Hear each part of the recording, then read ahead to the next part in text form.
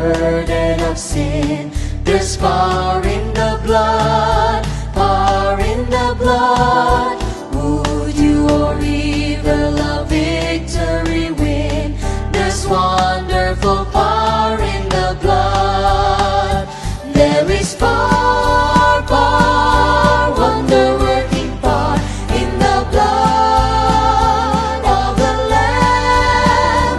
There is power, power, wonder-working power in the precious blood of the Lamb. Would you be free from your passionate pride? There's power in the blood, power in the blood. Come for a cleansing of Calvary's tide. There's wonderful power in the blood.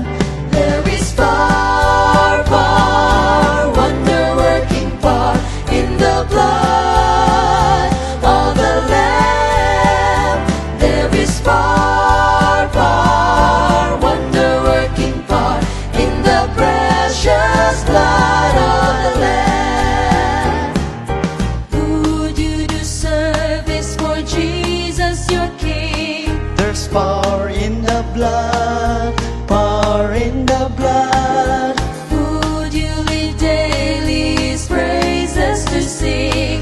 There's wonderful power in the blood. There is power, power, wonder-working power in the blood of the Lamb. There is power, power, wonder-working power in the precious blood of the Lamb. There is power, power, wonder-working power in the blood of the Lamb. There is power, power, wonder-working power in the precious blood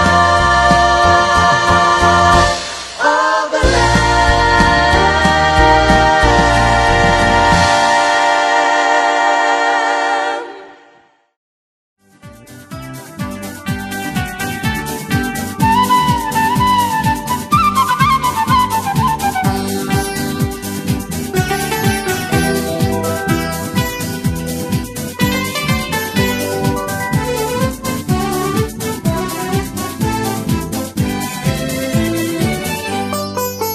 தேவ கிருபை என்றும் உள்ளதே, அவர் கிருபை என்றும் உள்ளதே.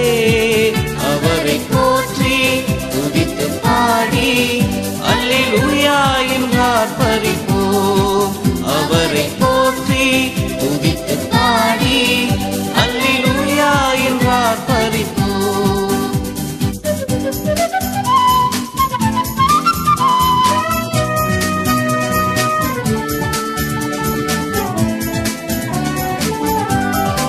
நெருக்கப்பட்டும் மடிந்திடாமல் கர்த்தர்தாம் நம்மை காத்ததாலே அவர் நல்லவர், அவர் வல்லவர், அவர் கிருபை என்றும் உள்ளதே.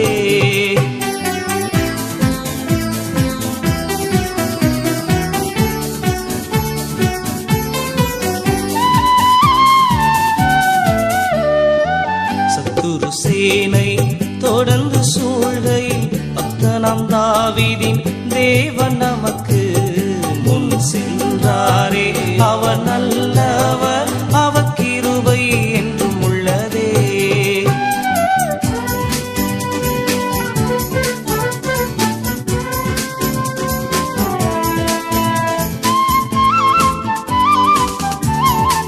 காரிருள் போன்ற கஷ்டங்கள் வந்தும் பாரினில் அவர் என் பாதையில் ஒளியாய் என்னை நடத்தினார். அவர் நல்லவர், அவர் கிருபை என்றும் உள்ளதே.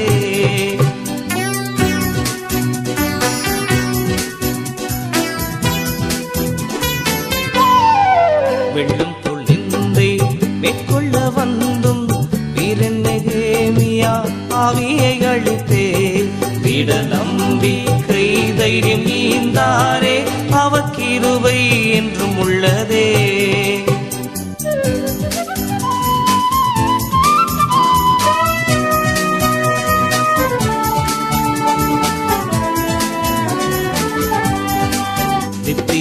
தேவனா சத்திய பரந்தா நித்தமும் நம்முடன் இருப்பதாலே அவர் நல்லவர் என்றும் துதியுங்கள், அவர் கிருபை என்றும் உள்ளதே, தேவ கிருபை என்றும் உள்ளதே, அவர் கிருபை என்றும் உள்ளதே.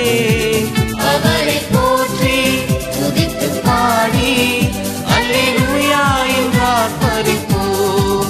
அவரை போற்றி துதித்து பாடி அல்லேலூயா என்றார் பரிப்போம். Lord, we praise you and we thank you for this so great salvation, where you have given your Son to be all in all unto us, all sufficient, El Shaddai, the God of our salvation. We ask you that as we come around your word, the scriptures of truth, you, the author, by your Spirit will enlighten us. You will speak to us, that will cleanse us, that will sanctify us and prepare us for yourself. May your word find a permanent place in our heart and our lives. So we commit ourselves, pray in Jesus' precious and lovely name. Amen. Jesus Christ is Lord. He is Lord of all. Psalm 96. Let's read a few verses there. Oh, worship the Lord in the beauty of holiness. Fear before him all the earth. Say among the heathen that the Lord reigneth. The world also shall be established, that it shall not be moved. He shall judge the people righteously.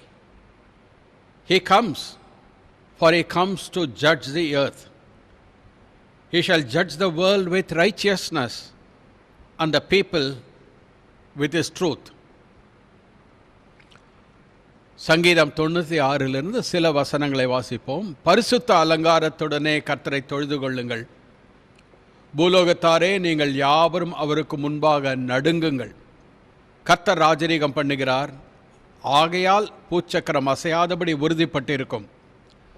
அவர் ஜனங்களை நிதானமாய் நியாயம் தீர்ப்பார் என்று ஜாதிகளுக்குள்ளே சொல்லுங்கள். அவர் வருகிறார், அவர் பூமியை நியாயம் தீர்க்க வருகிறார். அவர் பூலோகத்தை நீதியோடும் ஜனங்களை சத்தியத்தோடும் நியாயம் தீர்ப்பார். God is the judge. தேவன் சர்வலோக நியாயாதிபதி. Abraham said to the Lord, shall not God, the judge of the whole earth, do right? சர்வலோக நியாயாதிபதி நியாயம் செய்யாமல் இருப்பாரோ என்று ஆபிரகாம் தேவனிடத்தில் சொன்னார். His judgment is vindication of his holiness. Judgment is absolutely righteous. அவருடைய நியாய தீர்ப்பு நேர்மையானதாக, அவருடைய பரிசுத்தத்தை விளங்க பண்ணுகிறதாக இருக்கிறது. There are 9 different significant judgments that the scriptures reveal to us. 9 விதமான முக்கியமான நியாய தீர்ப்புகளை தேவன் பூமியில் வழங்குகிறதாக பரிசுத்த வேதாகமம் வெளிப்படுத்துகிறது. 9 விதமான நியாய தீர்ப்புகள். God will judge from Adam to Antichrist. தேவன் ஆதாமிலிருந்து அந்தி கிறிஸ்து வரைக்கும் இருக்கிற எல்லோரையும் நியாயம் தீர்ப்பார். Right? Even Solomon, the wise man, who lived so luxuriously, right? Even he had to say this. Let us hear the conclusion of the whole matter. God will bring everything to judgment. சுகபோகமாக மகிமையாக வாழ்ந்த Solomon ராஜாவும் கடைசியில் சொல்லும் பொழுது, எல்லாவற்றையும் தேவன் நியாய தீர்ப்புக்கு கொண்டு வருவார் என்று சொன்னார். So there is the 9 judgments that he will execute, and the judgments reveal the character, the holiness, the righteousness of God. அவர் நீதியோடு நியாயம் தீர்ப்பார் என்பதை இந்த 9 நியாய தீர்ப்புகளும் விளக்குகிறது. First judgment God executed of sin itself and the world. When we say there's a difference between the earth and the world. Earth refers to the planet Earth upon which we live. பூமி என்பதற்கும் உலகம் என்பதற்கும் வித்தியாசம் உண்டு. தேவன் முதலாவது அவருடைய நியாய தீர்ப்பை பாவத்தின் மேலும் இந்த உலகத்தின் மேலும் கொண்டு வந்தார். இந்த பூமி நியாயம் தீர்க்க வருகிறார்னு சொல்லும்பொழுது பூமியில் இருக்கிற ஜனங்களை என்று அர்த்தம். ரைட். இந்த பூமி அழிக்கப்பட முடியாது, 1000 வருடம் இயேசு கிறிஸ்து அரசாளனும். But God will destroy the worldly system. இந்த உலக பிரகாரமான காரியங்களை தேவன் நியாயம் தீர்ப்பார். ஆனால் பூமி 1000 வருட அரசாட்சிக்கு நிலைத்திருக்கும். First judgment God executed upon sin in the world. Jesus said, John 12:31, now is the judgment of this world. Now shall the prince of this world be cast out. யோவான் 12:31 சொல்லும் பொழுது இயேசு கிறிஸ்து சொன்னார், இப்பொழுதே இந்த உலகத்திற்கு நியாய தீர்ப்பு உண்டாகிறது, இப்பொழுதே இந்த உலகத்தின் அதிபதி புறம்பாக தள்ளப்படுவான். When we look at the cross on which Jesus was crucified, it looked as though Jesus was judged. Kalvari சிலுவையிலே இயேசு கிறிஸ்து தொங்குவதை பார்க்கும் பொழுது இயேசு கிறிஸ்து நியாயம் தீர்க்கப்பட்டவரை போல காணப்படுகிறது. ஆனால் உண்மையிலேயே இந்த உலகத்தின் அதிபதி புறம்பாக தள்ளப்பட்டு இந்த உலகமும் பாவமும் அங்கு கல்வாரி சிலுவையிலே நியாயம் தீர்க்கப்படுகிறது என்பதை வேதம் காட்டுகிறது. இந்த உலகத்துக்கு நியாய தீர்ப்பு என்று சொல்கிறார் இயேசு கிறிஸ்து. உலகத்தின் அதிபதி புறம்பாக தள்ளப்படுகிறான். Calvary was a battle ground. கல்வாரி சிலுவை ஒரு போர்க்களம். Where the son of God alone he fought the battle against all the forces of darkness, against the world and the prince of this world, the devil. உலகத்தின் அதிபதி இந்த உலகம்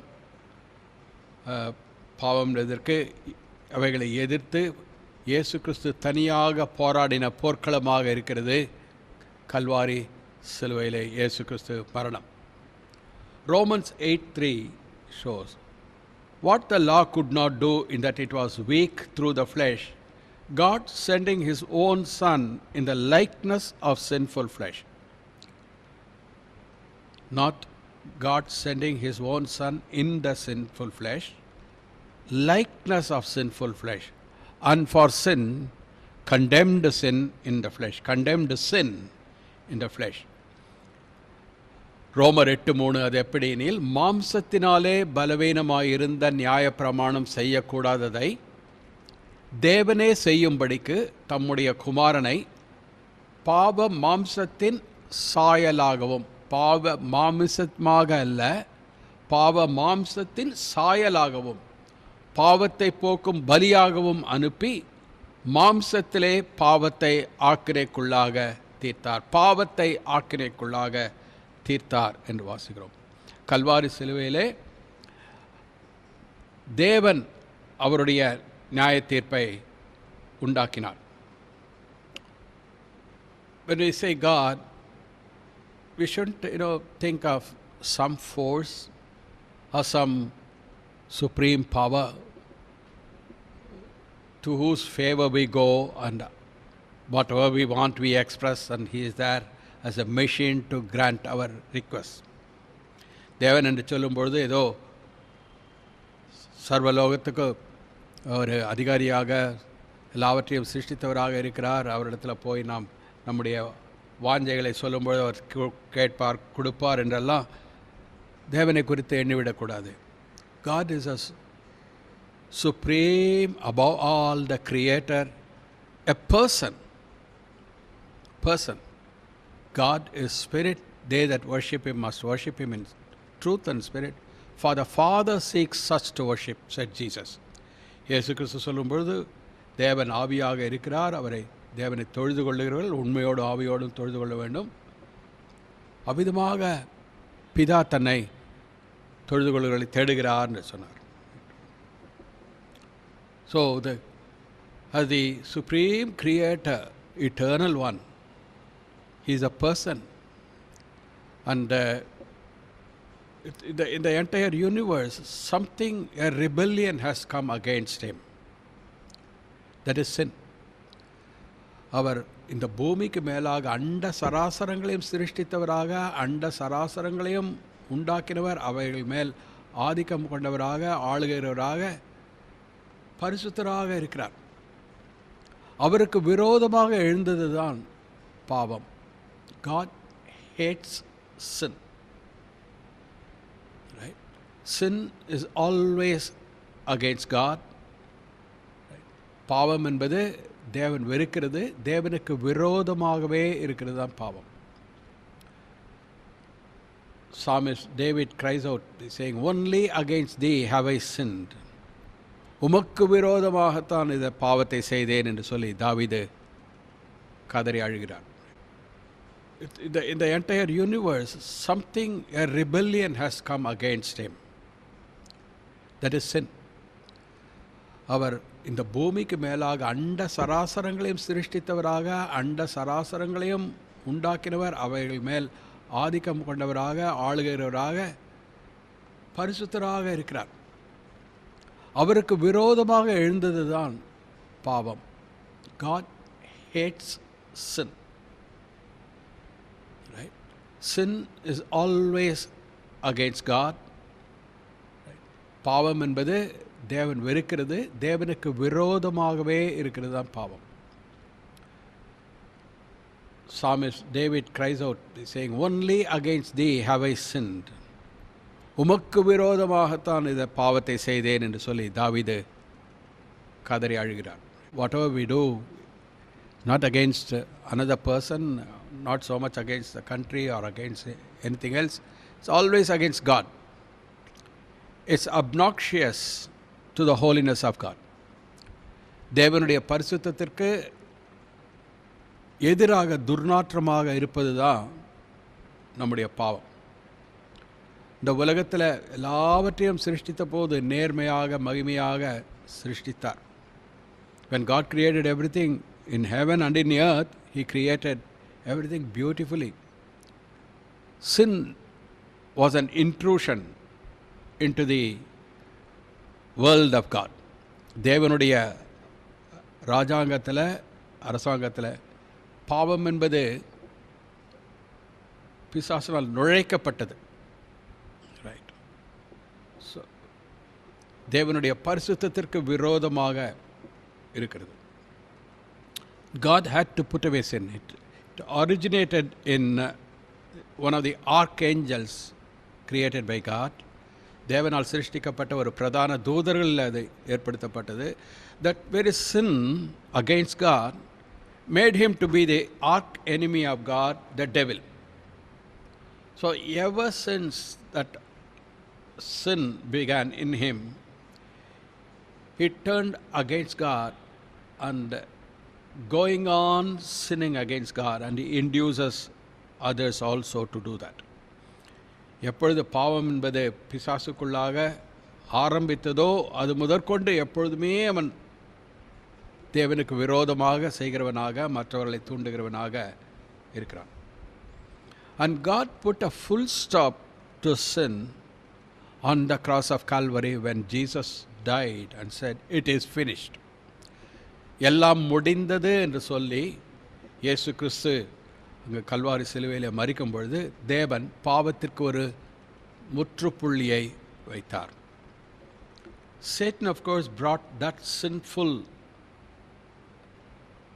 sinfulness into man. Right. சாத்தான் தனக்குள்ளாக இருந்த அந்த பாவத்தன்மையை சுபாவத்தை மனிதனுக்கு கொடுத்தான், மனிதனை பாவத்துக்குள்ளாக விழச் செய்தான் என்பதை அறிவோம். அதனால் தேவன் பாவத்திற்கு முற்றுப்புள்ளி வைக்கும்படியாக இயேசு கிறிஸ்து கல்வாரி சிலுவையில் மரிக்கும்போது எல்லாம் முடிந்தது என்று சொன்னார். The Lamb of God who took away the sin of the world. உலகத்தின் பாவத்தை சுமந்து தீர்க்கிற தேவ ஆட்டுக்குட்டி. உலகமும் பார்க்கிறோம், பாவமும் பார்க்கிறோம். You see the sin and then the world being judged on the cross. Right. Why God did it that way? If an angel, an archangel could sin against God, in the ages to come, will it be again another archangel or some other angel in heaven can sin? ஒரு பிரதான தூதன் தேவனுக்கு விரோதமாக பாவம் செய்தான் என்றால் வரும் காலங்களிலே, நித்திய காலங்களிலே மறுபடியுமாக அப்பேற்பட்ட பாவம் என்பது ஒரு தூதனிடத்தில் காணப்பட முடியுமா? No, never. Not only upon earth and in time God put a full stop to sin, but the full stop to sin on the cross of Calvary was for all eternity to come. வரப்போகிற நித்திய காலங்கள் எல்லாம் அவைகள் எல்லாவற்றுக்குமாக காலத்திலே இயேசு கிறிஸ்துக்குள்ளாக கல்வாரி சிலுவையிலே பாவத்திற்கு முற்றுப்புள்ளி வைத்து அதை தீர்த்தார் தேவன். Because he is the Lamb who has taken away the sin. The sin is atoned for. His blood has covered. Right? And so, he has gone as the perfect Lamb of God, having conquered sin and Satan. He has ascended up far above all, and he is there as the Lamb of God at the right hand of God. His blood is speaking better things than that of Abel. The blood is continually presented before the Father. So, the angelic host, they recognize he is the Lamb of God. When John was taken up into for a vision of heaven, he wept much, and then the angel said, weep not. Behold, the Lion of the tribe of Judah, he has prevailed. And when John turned to see, he saw the Lamb of God, Jesus Christ as the Lamb of God. யூதா கோத்திரத்து சிங்கம் ஜெயித்தார், அந்த புஸ்தகத்தை வாங்கி முத்திரைகளை உடைக்க பாத்திரர் என்று சொல்லும் பொழுது அந்த வான மண்டலங்களிலே தேவனுடைய சன்னிதானத்தில் யோவான் கண்டது அடிக்கப்பட்ட தேவாட்டுக்குட்டியாக இயேசு கிறிஸ்துவானவர் இருக்கிறதை பார்க்கிறோம். ஆதலால் because the Lamb is there on the throne in the heaven of heavens, God has put away once and forever through the blood of Jesus Christ sin from the very universe of God. தேவனுடைய அண்ட சராசரங்களிலிருந்தும் பாவம் என்பதை இயேசு கிறிஸ்துவினுடைய இரத்தத்தினால நீக்கி போட்டார் தேவாதி தேவன். And that took place on the cross of Calvary when Jesus cried, "It is finished." அது சிலுவையிலே எல்லாம் முடிந்தது என்று சொல்லி இயேசு கிறிஸ்து தன் ஜீவனை விட்ட பொழுது அங்கு நடந்தது. That's why the veil of the temple was rent in twain from top to bottom. அதனால் தான் தேவாலயத்தில் இருந்த திரைச்சீலை மேலிருந்து கீழாக ரெண்டாக கிழிந்தது. Praise God. So the heaven of heavens now, the angels thronging the throne of God, they recognize, they see the Lamb, they see God's holiness as to how it hates sin and how it cost the Son of God himself to die and through his death to take away the sin of the world. அங்கு தேவ ஆட்டுக்குட்டியானவரை பரத்திலே தேவ சிங்காசனத்தில் பார்க்கறதுனால தேவாதி தேவ தூதர்களும் பாவம் என்பதனுடைய கொடூரத்தையும் அதனால் வந்த விளைவு தேவகுமாரன் தன்னுடைய இரத்தத்தினால அதை எடுத்து போடும்படியாக பிராயச்சித்தமாக ஜீவனை கொடுத்ததையும் கண்ணார காண்கிறார்கள். So there is no possibility of any sin again pervading into the realm of God at all. அவருடைய ஆளுகையிலே பாவம் என்பது மீண்டும் வராதபடி இயேசு கிறிஸ்து தன்னைத்தானே பலியாக கொடுத்ததினால சாத்தியமாயிற்று. Praise God. God brought judgment upon sin. Now is the judgment of this world, now shall the prince of this world be cast out. God sending his own son in the likeness of sinful flesh, condemned sin in the flesh. அதனால் பாவ சாயலுக்கு ஒப்பான சரீரத்தில் தேவகுமாரன் மரித்ததினால தேவன் பாவத்திற்கு முற்றுப்புள்ளி வைத்தார் என்று பார்க்கிறோம். And second judgment, now God has redeemed a people through the blood. ஆட்டுக்குட்டியானவருடைய ரத்தத்தால் மீட்கப்பட்ட ஜனங்கள். God has given that kind of judgment for his believers, for them to examine himself. That's one judgment of God. தேவன் நியாயம் தீர்க்கிறதை அவருடைய ரத்தத்தால் மீட்கப்பட்ட ஜனங்களுக்கு தங்களை தாங்களே நியாயம் தீர்த்து கொள்ளும்படி அருளி இருக்கிறார். அது ஒரு விதமான நியாய தீர்ப்பு. The believers come around in faith, worshipping the Lord, worshipping their Redeemer, and they take part in the communion, coming in union with the one who died and rose again for them. விசுவாசிகள் அவருடைய இரத்தத்தால் மீட்கப்பட்டவர்கள் அவரோடு ஐக்கியம் கொள்ளும்படியாக பரிசுத்த பந்தியிலே அவர்கள் கூடி வரும்பொழுது தங்களை தாங்களே நியாயம் தீர்த்து கொள்ளும்படியாக தேவன் வைத்திருக்கிறார். Corinthians chapter 1 Corinthians chapter 11, for if we would judge ourselves, we should not be judged. But when we are judged, we are chastened by the Lord, that we may not be condemned with the world. நம்மை நாமே நிதானித்து அறிந்தால் நாம் நியாயம் தீர்க்கப்படும். நாம் நியாயம் தீர்க்கப்படும்போது உலகத்தோடே ஆக்கினைக்குள்ளாக தீர்க்கப்படாதபடிக்கு கர்த்தராலே சிட்சிக்கப்படுகிறோம். So the presence of the Lord who gave his life for his people is very real when they come around the table, breaking bread, remembering that he was the bread of heaven that gave his life, his body to be broken for us. And he was the very Son of God who shed his precious blood as they partake of the wine. Right.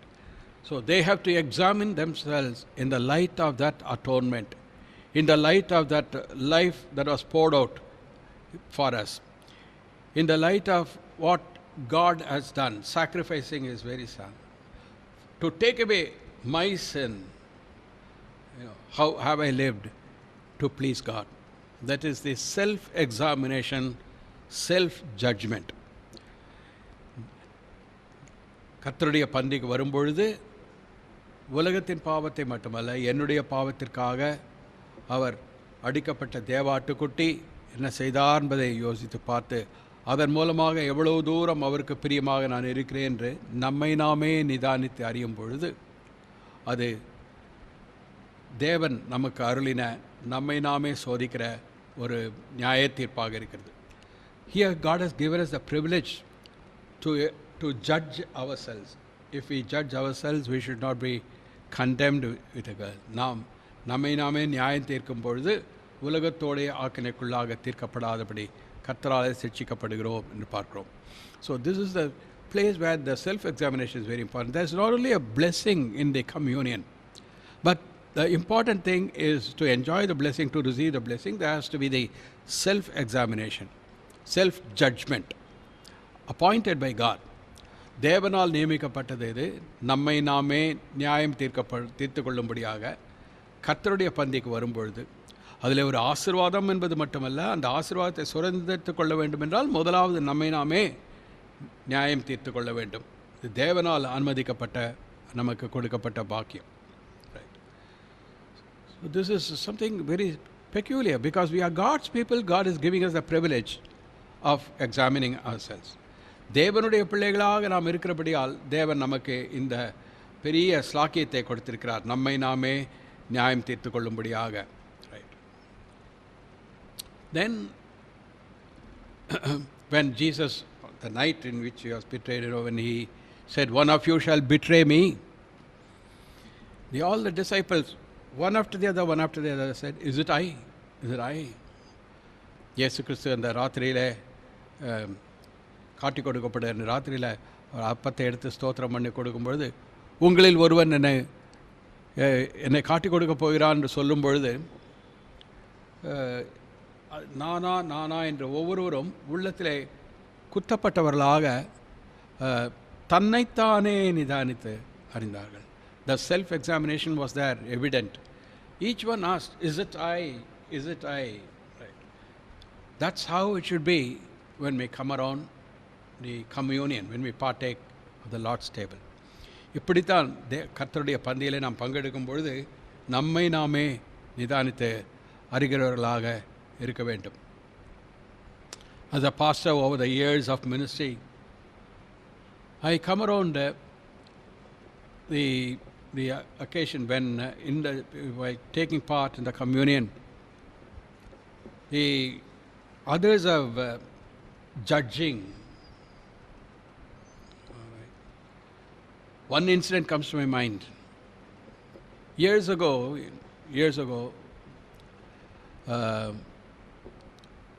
one believer, one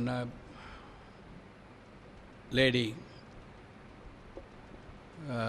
was judging another lady. That lady was a foreigner. She had come from Australia, and she had come very early for the 8 o'clock service. She had come at about 6:30 in the morning itself, waiting outside the gate for the doors to be opened. Right? அநேக நாட்களுக்கு முன்பதாக,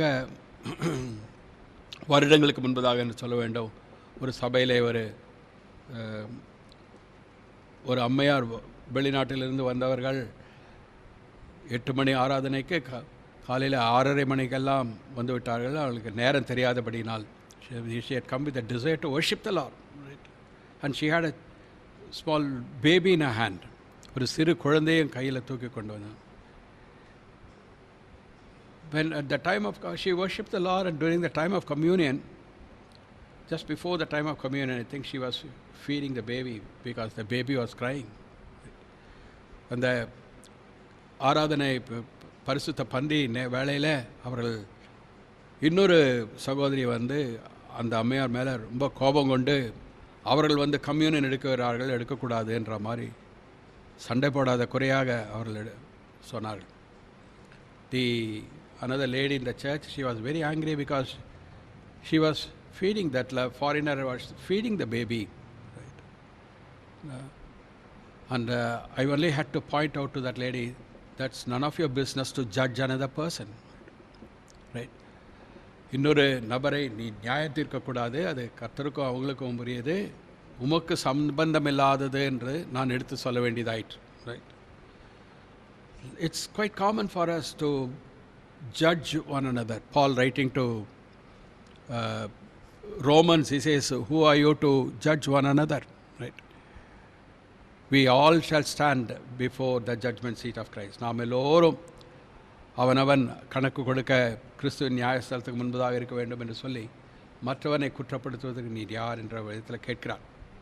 So when Jesus was instituting, everybody asked, is it I? Is it I? That self-examination is what God desires, what God wants, and this is a privilege that God has given to us, right?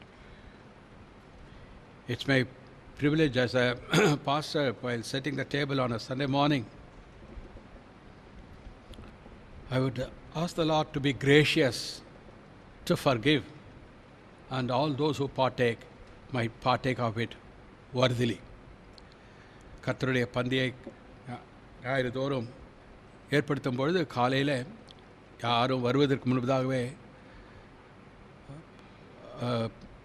அவருடைய ஊழியக்காரனாக எல்லோருக்காகவும் அதில் பங்கெடுக்கிறவர்கள் பாத்திரவான்களாக பங்கெடுக்க கர்த்தர் எல்லோரும் மேலும் கிருபையாக இருக்கும்படியாக நான் வேண்டுவது உண்டு. So privilege that God has given to each believer to judge ourselves. Right. நம்மை நாமே நிதானித்து அறியும்படியாக நாம் தேவன் கொடுத்த ஒரு ஸ்லாக்கியம் என்றே சொல்லலாம் இதை. Right. The third one is, why God allows such a self-judgment? Because then only our judgment will be right. நம்மை நாமே நியாயத்தித்துக் கொள்ளும்படியாக தேவன் எதற்கு அருளுகிறார் என்றால், அப்பொழுதுதான் நாம் வருங்காலங்களிலே தேவ தூதர்களையும் நீங்கள் நியாயம் விசாரிப்பீர்கள் என்று அறியீர்களா என்று பவுல் கேட்கிறது போல. Don't you know that you shall judge the angels? Don't you know that we shall judge the world? No. These are all the things that Paul taught the Corinthians. To the same Corinthians he is saying that when you come, so we should not be condemned to the world. Have to have that self-judgment at the communion. அதனால் அதே கொரிந்தியர் நிருபத்தில் பவுல் அப்போஸ்தலர் விசுவாசியினுடைய ஸ்லாக்கியங்களை எடுத்து சொல்லும்பொழுது தேவ தூதர்களையும் நீங்கள் நியாயம் தீர்ப்பீர்கள் என்று அறியீர்களா என்று சொல்லும்பொழுது அப்பேற்பட்ட பாக்கியத்தை பெற்று நாம் நம்மை நாமே முதலாவது நியாயம் தீர்த்து கொள்ள வேண்டும். கிறிஸ்துவனுடைய பந்திக்கு வரும்பொழுது அவரோடு ஐக்கியம் கொள்ளும் பொழுது மனிதனாக அவர் பாடுபடுவது மட்டுமல்ல, மனிதனாக எப்படி தேவனை வெளிப்படுத்தினார், எவ்வளவு பிரியமாக வாழ்க்கையை தேவனுக்கு அர்ப்பணித்தார் என்றது பார்க்கும் பொழுது நாம் எவ்வளவாக குறைவுபட்டு இருக்கிறோம் என்பதை உணர வேண்டும். When we come around the table remembering the Lord who came down for us and who offered himself as a perfect sacrifice to God, who lived a life that was well pleasing to God, how far are we fulfilling, how far are we satisfying the heart of God, is the self-examination that we need to examine. That is self-judgment. அதுவே நம்மை நாமே நிதானித்து அறிகிற நியாய தீர்ப்பு. The third judgment is the judgment seat of Christ. மூன்றாவதாக பார்க்கும்பொழுது கிறிஸ்துவின் நியாயஸ்தலம் என்று சொல்லப்பட்டிருக்கிறது.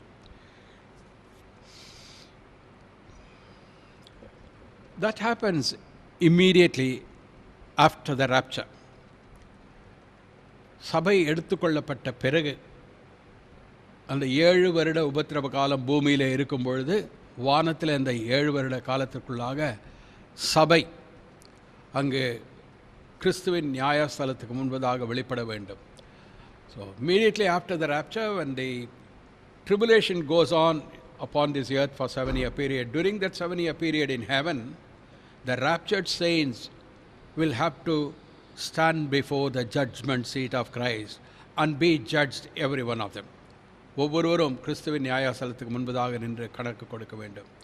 Believers' work will be judged for gain or loss of rewards.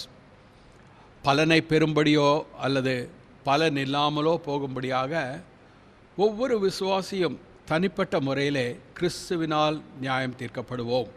Right. 2 Corinthians 5:10, Paul including himself, he says, "For we must all appear before the judgment seat of Christ, that each one may receive the things done in his body while being upon this earth, according to what he has done, whether good or bad."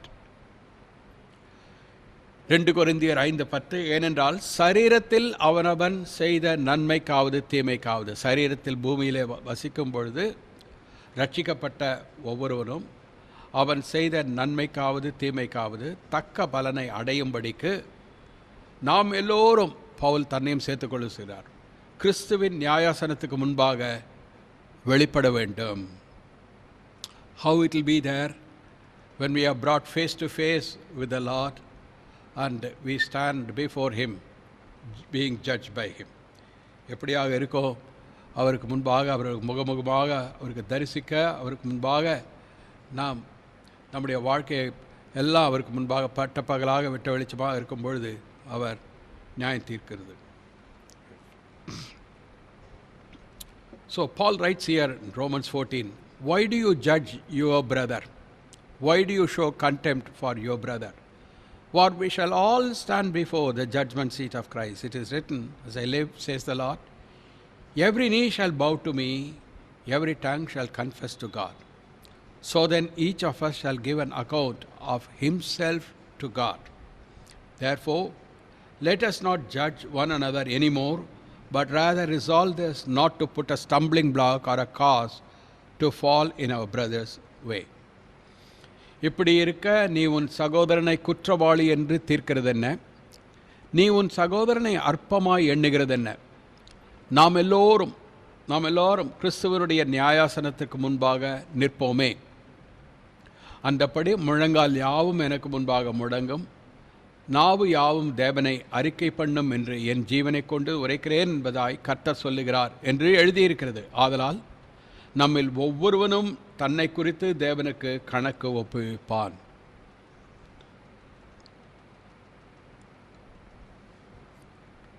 Not only Jesus Christ comes to mid-air and the church is raptured, right? There, our body, while body is translated like unto his glorious body. இயேசு கிறிஸ்து வானத்திலிருந்து இறங்கி மத்திய ஆகாயத்துக்கு வரும்பொழுது பரிசுத்தாவினால் நாம் அவரை போல மறுரூபமாக்கப்பட்டு மறுரூபத்தின் சரீரத்தை, உயிர்த்தெழுதலின் சரீரத்தை பெற்றுக்கொள்கிறோம். We receive the resurrection body and we are taken up into heaven. உயிர்த்தெழுதலின் சரீரத்தோடு நாம் எடுத்துக்கொள்ளப்படுகிறோம். And the question is, after that, what is the judgment? அதற்கு பிறகு என்ன நியாய தீர்ப்பு? நாம் தாம் அவரை போல மறுரூபமாகிறோமே, அந்த சரீரத்தை பெற்றுக்கொள்கிறோமே. We have received the resurrection body. So will all my past sins be judged before God? நான் என்னுடைய பழைய பாவ வாழ்க்கையெல்லாம் அவருடைய நியாயஸ்தலத்துக்கு முன்பதாக வருமா? Not our whole life before we came to Christ and received forgiveness of sins. பாவ மன்னிப்பை பெறுவதற்கு முன்பதாக நாம் இருந்த பழைய வாழ்க்கை, ஆதாமின் வாழ்க்கைக்காக அல்ல. அவைகள் எல்லாம் ஏற்கனவே மன்னிக்கப்பட்டு நாம் அவருடைய இரத்தத்தால் கழுவப்பட்டு அவருடைய புத்திரர்களாக இருக்கிறோம். All our past sins are gone, forgiven, we are washed, we are regenerated. And how have I lived as a believer, as a saint of God, as a child of God, from the day of my salvation till the day of Christ? What good things have I done, what bad things I have done? They are all will be brought up for judgment, for rewards. அதற்கு ஏற்ற பலனை கொடுக்கும்படியாக நான் கிறிஸ்துவை ஏற்றுக்கொண்ட நாள் முதற்கொண்டு அவருடையவனாக, தேவ பிள்ளையாக எப்படி கிறிஸ்துவனுடைய ஜீவனை வெளிப்படுத்துகிறவனாக ஜீவித்தேன் என்று என்னுடைய வாழ்க்கையில் நான் செய்த நன்மையோ தீமையோ அவைகளுக்கெல்லாம் ஏற்ற நியாய தீர்ப்பை அங்கு அவருடைய சிங்காசனத்திலிருந்து நான் பெற்றுக்கொள்ளுவேன். So bad works all will be burnt up. Right. Paul explains that in 1 Corinthians 3. For no other foundation can anyone lay than that which is laid, which is Jesus Christ.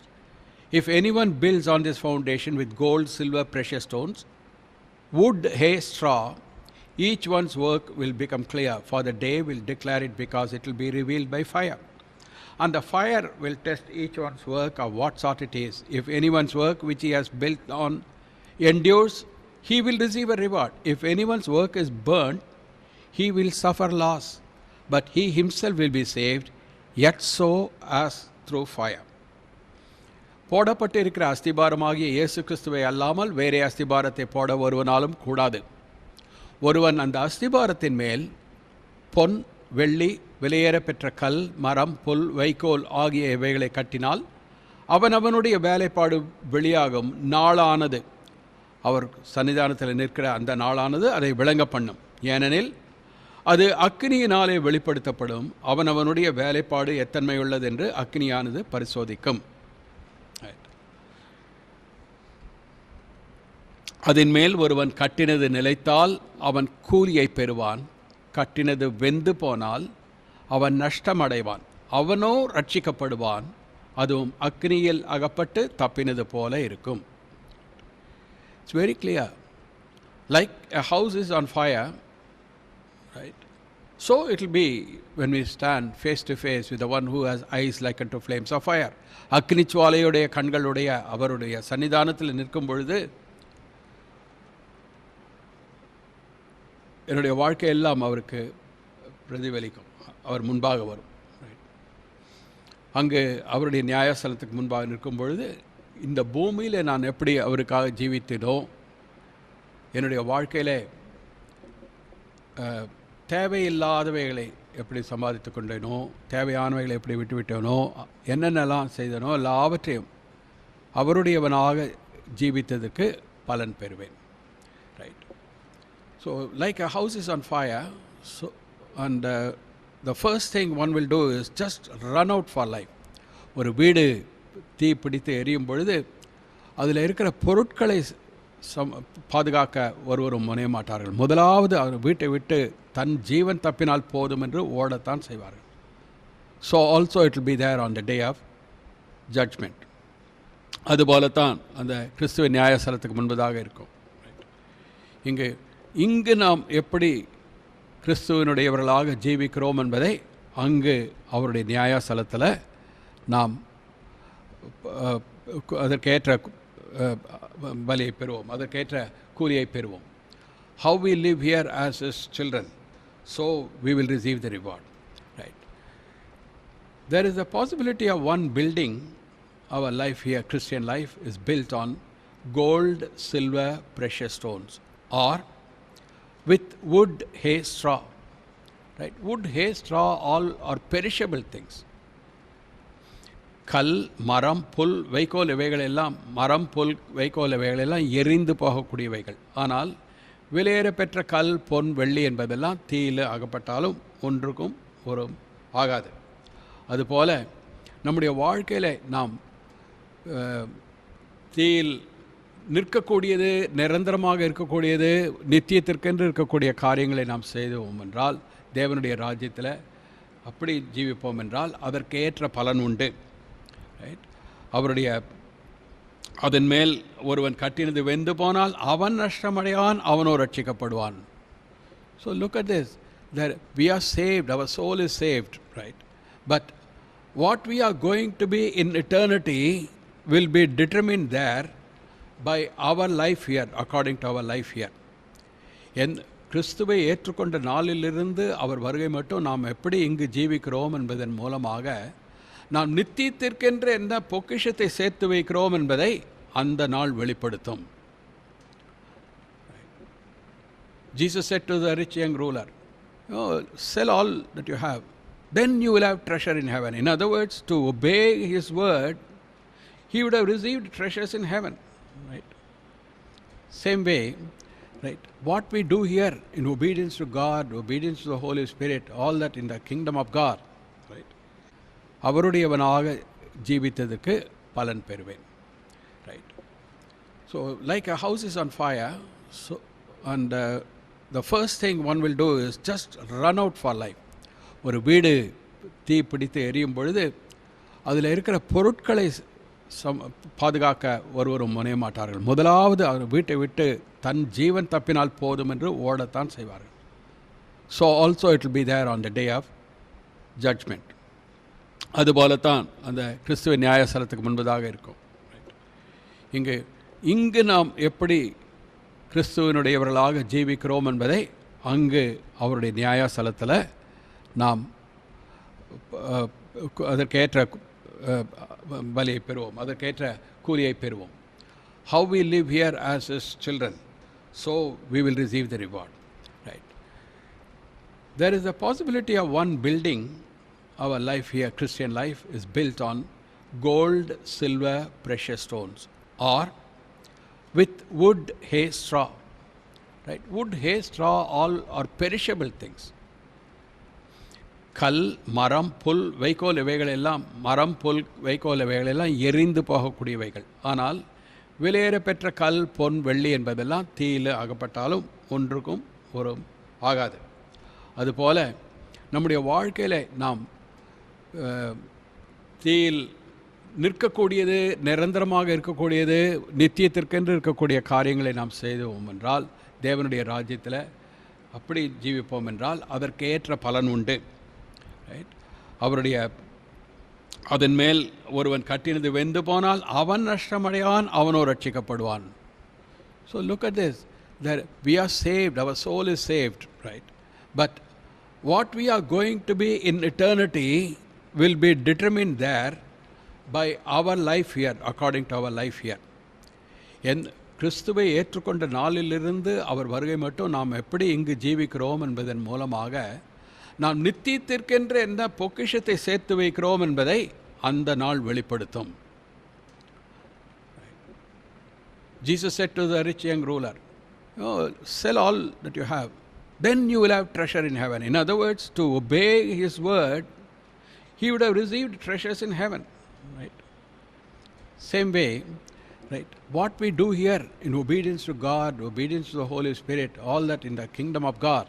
Right? Right? But if we waste our time and energy here as God's children upon things unprofitable, things of perishing nature and value, we will not receive any reward.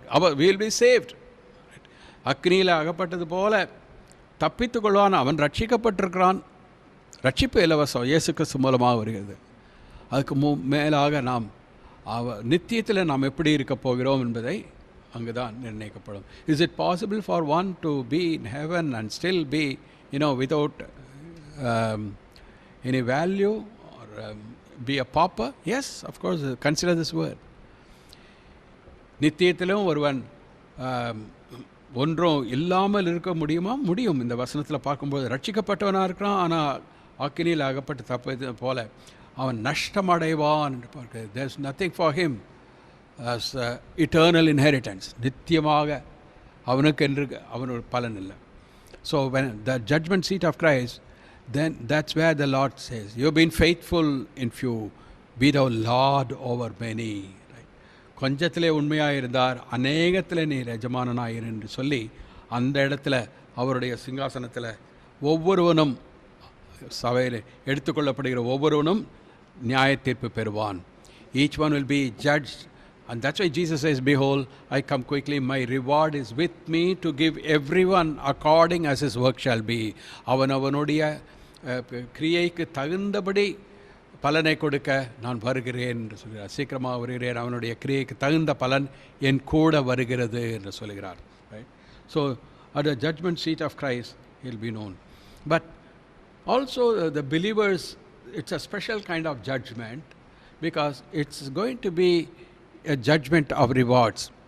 It's like a annual day in a school or anniversary sports day or something, where those who have won the race, or won the athletic championships and all that, eagerly waiting to receive the reward. But there are those who would have run and all that and competed, but they won't get anything. It's similar to that. ஒரு ஓட்டப்பந்தயத்தில் பள்ளிக்கூடத்தில் அந்த பரிசுகள் வாங்குவதற்காக எப்படி அந்த நாளில் ஆவலாக காத்திருக்கிறார்களோ, அதுபோல் ஓடியும் சில பேருக்கு ஒன்று கிடைக்காமல் இருக்கும். சில பேருக்கு அதில் ஜெயித்தவர்கள் அதில் வாங்குவதற்காக ஆவலாக காத்து கொண்டிருப்பார்கள். This will be like that on the day when the righteous Lord will give rewards to everybody. It is not condemnation. The judgment of Jesus Christ, the judgment seat of Christ is the day of rewards. கிறிஸ்துவின் நியாயஸ்தலத்துக்கு முன்பாக நாம் வெளிப்பட வேண்டும் என்று சொல்வது நம்மை ஆக்கினைக்குள்ளாக தீர்ப்பதல்ல. ரட்சிக்கப்பட்டவர்கள், ரட்சிப்படைந்துட்டோம், அவரோடு இருக்கிறோம், நித்தியத்திலே இருக்கிறோம். ஆனால் நித்தியத்திலே நாம் எப்படி ஐஸ்வர்யவான்களாக இருக்க போகிறோம் என்பதை இங்கு நாம் ஜீவிக்கிறதன் மூலமாக அங்கு பெற்றுக்கொள்கிறோம். What we sow here upon this earth, how we live here, how we labor for the Lord, how we glorify God through the life of Christ in us, is all will be rewarded, and that will be our eternal inheritance, that will be our eternal position, and that will be the judgment seat of Christ, where we will be judged as individuals. தனிப்பட்ட முறையில் ஒவ்வொருவரையும் இயேசு கிறிஸ்து நியாயம் தீர்த்து நித்தியத்திலே நாம் என்னவாக இருக்க போகிறோம் என்பதை அங்கு நிர்ணயிக்கிறார். ஆனால் அங்கு நிர்ணயிக்கிறது நாம் இங்கு எப்படி வாழ்ந்தோம், கிறிஸ்துவனுடைய ஜீவனை பெற்றவர்களாக பரிசுத்த ஆவிக்குள்ளாக ஜீவித்தோமா, நித்திய காரியங்களுக்கு நம்மை செலவு பண்ணோம், நம்மை ஒப்புவித்தோமா என்றெல்லாம் அதற்கேற்றபடி அதற்குரிய பலனை அங்கு கொடுப்பார். How very important is our life as believers here, that we live a life that's well pleasing to God, that we don't waste the time that God has given to us. தேவனை திருப்தி செய்யும்படியாக நாம் ஜீவிக்க வேண்டியது எவ்வளோ அவசியமாக இருக்கிறது. நாம் இங்கு ஜீவிக்கிறதுனால நித்தியத்தில் நாம் பலனை பெறப்போகிறோம். அதனால் நமக்கு கொடுக்கிற தருணங்களை எல்லாம் விட்டுவிடக்கூடாது. That's why the Bible speaks about, especially the New Testament speaks about 5 different crowns as rewards that God has for us. அதனால் தான் புதிய ஏற்பாட்டில் 5 விதமான கிரீடங்கள் என்று சொல்லப்பட்டிருக்கிறது. There are 2 kinds of crowns. One crown is something that we can't attain. Upon Jesus said are many crowns. இயேசு கிறிஸ்துவினுடைய சிரசில் அநேக கிரீடங்கள் இருந்ததுனா என்று வெளிப்படுத்தல வாசிக்கிறோம். Those crowns are all eternally his, right? Because he is the Lord. அவர் கர்த்தராக இருக்கிறபடியால் அவருக்கே உரிய மகிமைகள். Those are all the crowns of glory, right? But these they are all the diadems, but these crowns are called Stephanos, which we earn which we run and get the prize. Right? இந்த கிரீடங்கள் என்று சொல்லப்படுகிறது ஒரு நாம் பந்தயத்தில் பெற்று பந்தயத்தில் ஜெயித்து நாம் பெறக்கூடிய கிரீடங்களைப் போல சொல்லப்பட்டிருக்கிறது. 5 different crowns are mentioned. One is called the incorruptible crown in 1 Corinthians 9:24-25. The second is called the crown of rejoicing in 1 Thessalonians 2:19. Third is the crown of righteousness, 2 Timothy 4:7-8. Right? Crown of life and then the crown of glory. 5 different crowns are mentioned there. 1 கொரிந்தியர் 9:25 அழிவில்லாத கிரீடம் என்று சொல்லப்பட்டிருக்கிறது. The incorruptible crown, like Paul says there in 1 Corinthians 9, like one runs in a race to obtain a crown, so I run. But they run comparing to earthly running race. பூமியில் நடக்கிற இந்த ஓட்ட பந்தயத்தில் இருக்கிறதை போல பவுல் அங்கு 1 கொரிந்தியர் 9வது அதிகாரத்தில் சொல்கிறார். பந்தயத்தில் ஓடுகிறவர்கள் அநேகர் ஓடுகிறார்கள், ஒருவன் பந்தய பொருளை பெறுகிறான். அதுபோல நாமும் ஓடக்கடுவோம், விசுவாச ஓட்டத்தில் ஓடக்கடுவோம், நாம் எல்லோரும் பெற்றுக்கொள்ளத்தக்கதாக ஓடுவோம். வித்தியாசம் என்னவென்றால் இங்கு ஓடுகிறவர்கள், but the difference is those who run a race here they get a prize. Whatever that prize is, it's all corruptible. It has of no value for eternity. It's all of useless with this world, right? But we are called to inherit a crown that will last forever. Incorruptible crown, right? அழிவில்லாத ஒரு கிரீடம், நித்தியமாக அந்த மகிமை அந்த கிரீடம் நம்மோடு கூட இருக்கும். Right? So that's the incorruptible crown. அழிவில்லாத கிரீடம் நமக்காக வைக்கப்பட்டிருக்கிறது என்று சொல்கிறார். So what to do to receive that crown? Right? In the like those who run to receive the crown here, they first of all they prepare themselves by self control. இச்சை அடக்கத்தின் மூலமாக சாப்பிடாமல் இருக்கிறது, எடையை குறைக்கிறது, இவைகள் எல்லாம் பண்ணி அவர்கள் அந்த பந்தயத்தில் எப்படியாவது ஓடி பந்தய பொருளை பெற்றுக்கொள்ளணுன்றதுக்காக இப்படி தான் செய்கிறாங்க. Those who run in the earthly race, they forego good food and other things, they reduce their body weight and then they run in order to get the prize, to win the prize. So also spiritually there are many things that we need to let go of our earthly life. நம்ம இந்த பூமியில் வசிக்கும் போது அந்த பந்தய பொருள் அழிவில்லாத கிரீடத்தை பெறுவதற்காக நாம் இச்சை அடக்கம் உள்ளவர்களாக நம்முடைய சிந்தை, நம்முடைய மாம்சம், நம்முடைய ஆசை இச்சைகளை எல்லாம் அடக்கி கிறிஸ்துவுக்கென்று அழித்து போட்டவர்களாக நாம் பரலோக காரியங்கள் மேல் கிறிஸ்து மேலே நம் வாஞ்சை வைத்தவர்களாக அந்த கிரீடத்தை பெறுவதற்காக நம்மை நாமே அடக்கி ஓட வேண்டும் என்பதை சொல்கிறார். Right? I bring myself under subjection, lest when I preach Christ to others, I myself should be a castaway. Castaway means not thrown away, but he says, I myself should be rejected for the prize. நான் ஆகாதவன் என்று தள்ளிவிடாதபடி என்று சொல்கிறார். என்னை நானே அடக்கி கொண்டு, ஆகாதவன் என்று சொல்லும்பொழுது வேண்டாம் என்று ரட்சிப்பு இல்லாமல் தள்ளி போடுகிறதில்ல, ஓடியும் பிரயோஜனம் இல்லாமல் அந்த பரிசுக்கு நான் தகுதி பெறாதவனாக போய்விடாதபடி, அதை அந்த பரிசை பெற்றுக்கொள்ளும்படியாக என்ற அர்த்தத்தில் சொல்லுகிறார். Right? There's a crown that's waiting for us. Jesus is a judge. We have to stand before him, the judge of the whole universe. First, as soon as we raptured, we think of going to heaven, going to heaven, going to heaven. We miss what is there in heaven for us, right? பரலோகம் போகணும்னு எத்தனையோ பேர் சொல்கிறார்களே தவிர, பரலோகத்தில் நமக்கு எப்பேற்பட்ட வாழ்க்கையை ஆண்டவர் வைத்திருக்கிறார், என்னவாக இருக்க போகிறோம் என்பதை அறிந்து கொள்ள வேண்டும். There will be some who will not receive any reward, as the word of God says. தேவ வசனம் அங்கு சொல்லுகிறது போல அவர்கள் ஜீவன் தப்பினவர்களாக இருப்பார்கள், அழிவில்லாத ஜீவனை பெற்றுக்கொள்வார்கள். ஆனால் அவர்கள் அக்னியில் அகப்பட்டு தப்பினதைப் போல அவர்கள் இருப்பார்கள், நித்தியத்திலே பலனில்லாதவர்களாக இருப்பார்கள். What a tragedy it is, isn't it? So maybe apply all our time. Refuse the things that are of no use to receive that crown. அப்பேற்பட்ட கிரீடத்தை பெற்றுக்கொள்வதற்கு தடையாக இருக்கிற எல்லாவற்றையும் நாம் அகற்றி அழிவில்லாத அந்த கிரீடத்தை பெற்றுக்கொள்ள முயற்சிப்போம். Right. Second says crown of rejoicing. 1 Thessalonians chapter 2 verse 19, where Paul is referring to the Thessalonians. What is our crown of rejoicing or crown of joy? Are not even you in the presence of the Lord? Right. மகிழ்ச்சியின் கிரீடம் என்று சொல்லப்பட்டிருக்கிறது. தெசலோனியருக்கு எழுதும்பொழுது எங்களுடைய சந்தோஷம் மகிழ்ச்சியினுடைய கிரீடம் என்ன? நீங்கள் கிறிஸ்துவனுடைய பிரசன்னத்தில் நீங்கள் நிற்பது அல்லவா என்று சொல்கிறார். In other words, the Thessalonians were the ones whom the Apostle Paul won for the Lord from all this idolatry, from the worldliness, from corruption, from their sinfulness. Through the gospel, he has won them for the Lord. So he is looking forward to these souls also being found in the presence of the Lord. And he says, to find you all there along with me at the seat, at the judgment seat of Christ, you will be the extreme crown of rejoicing for me.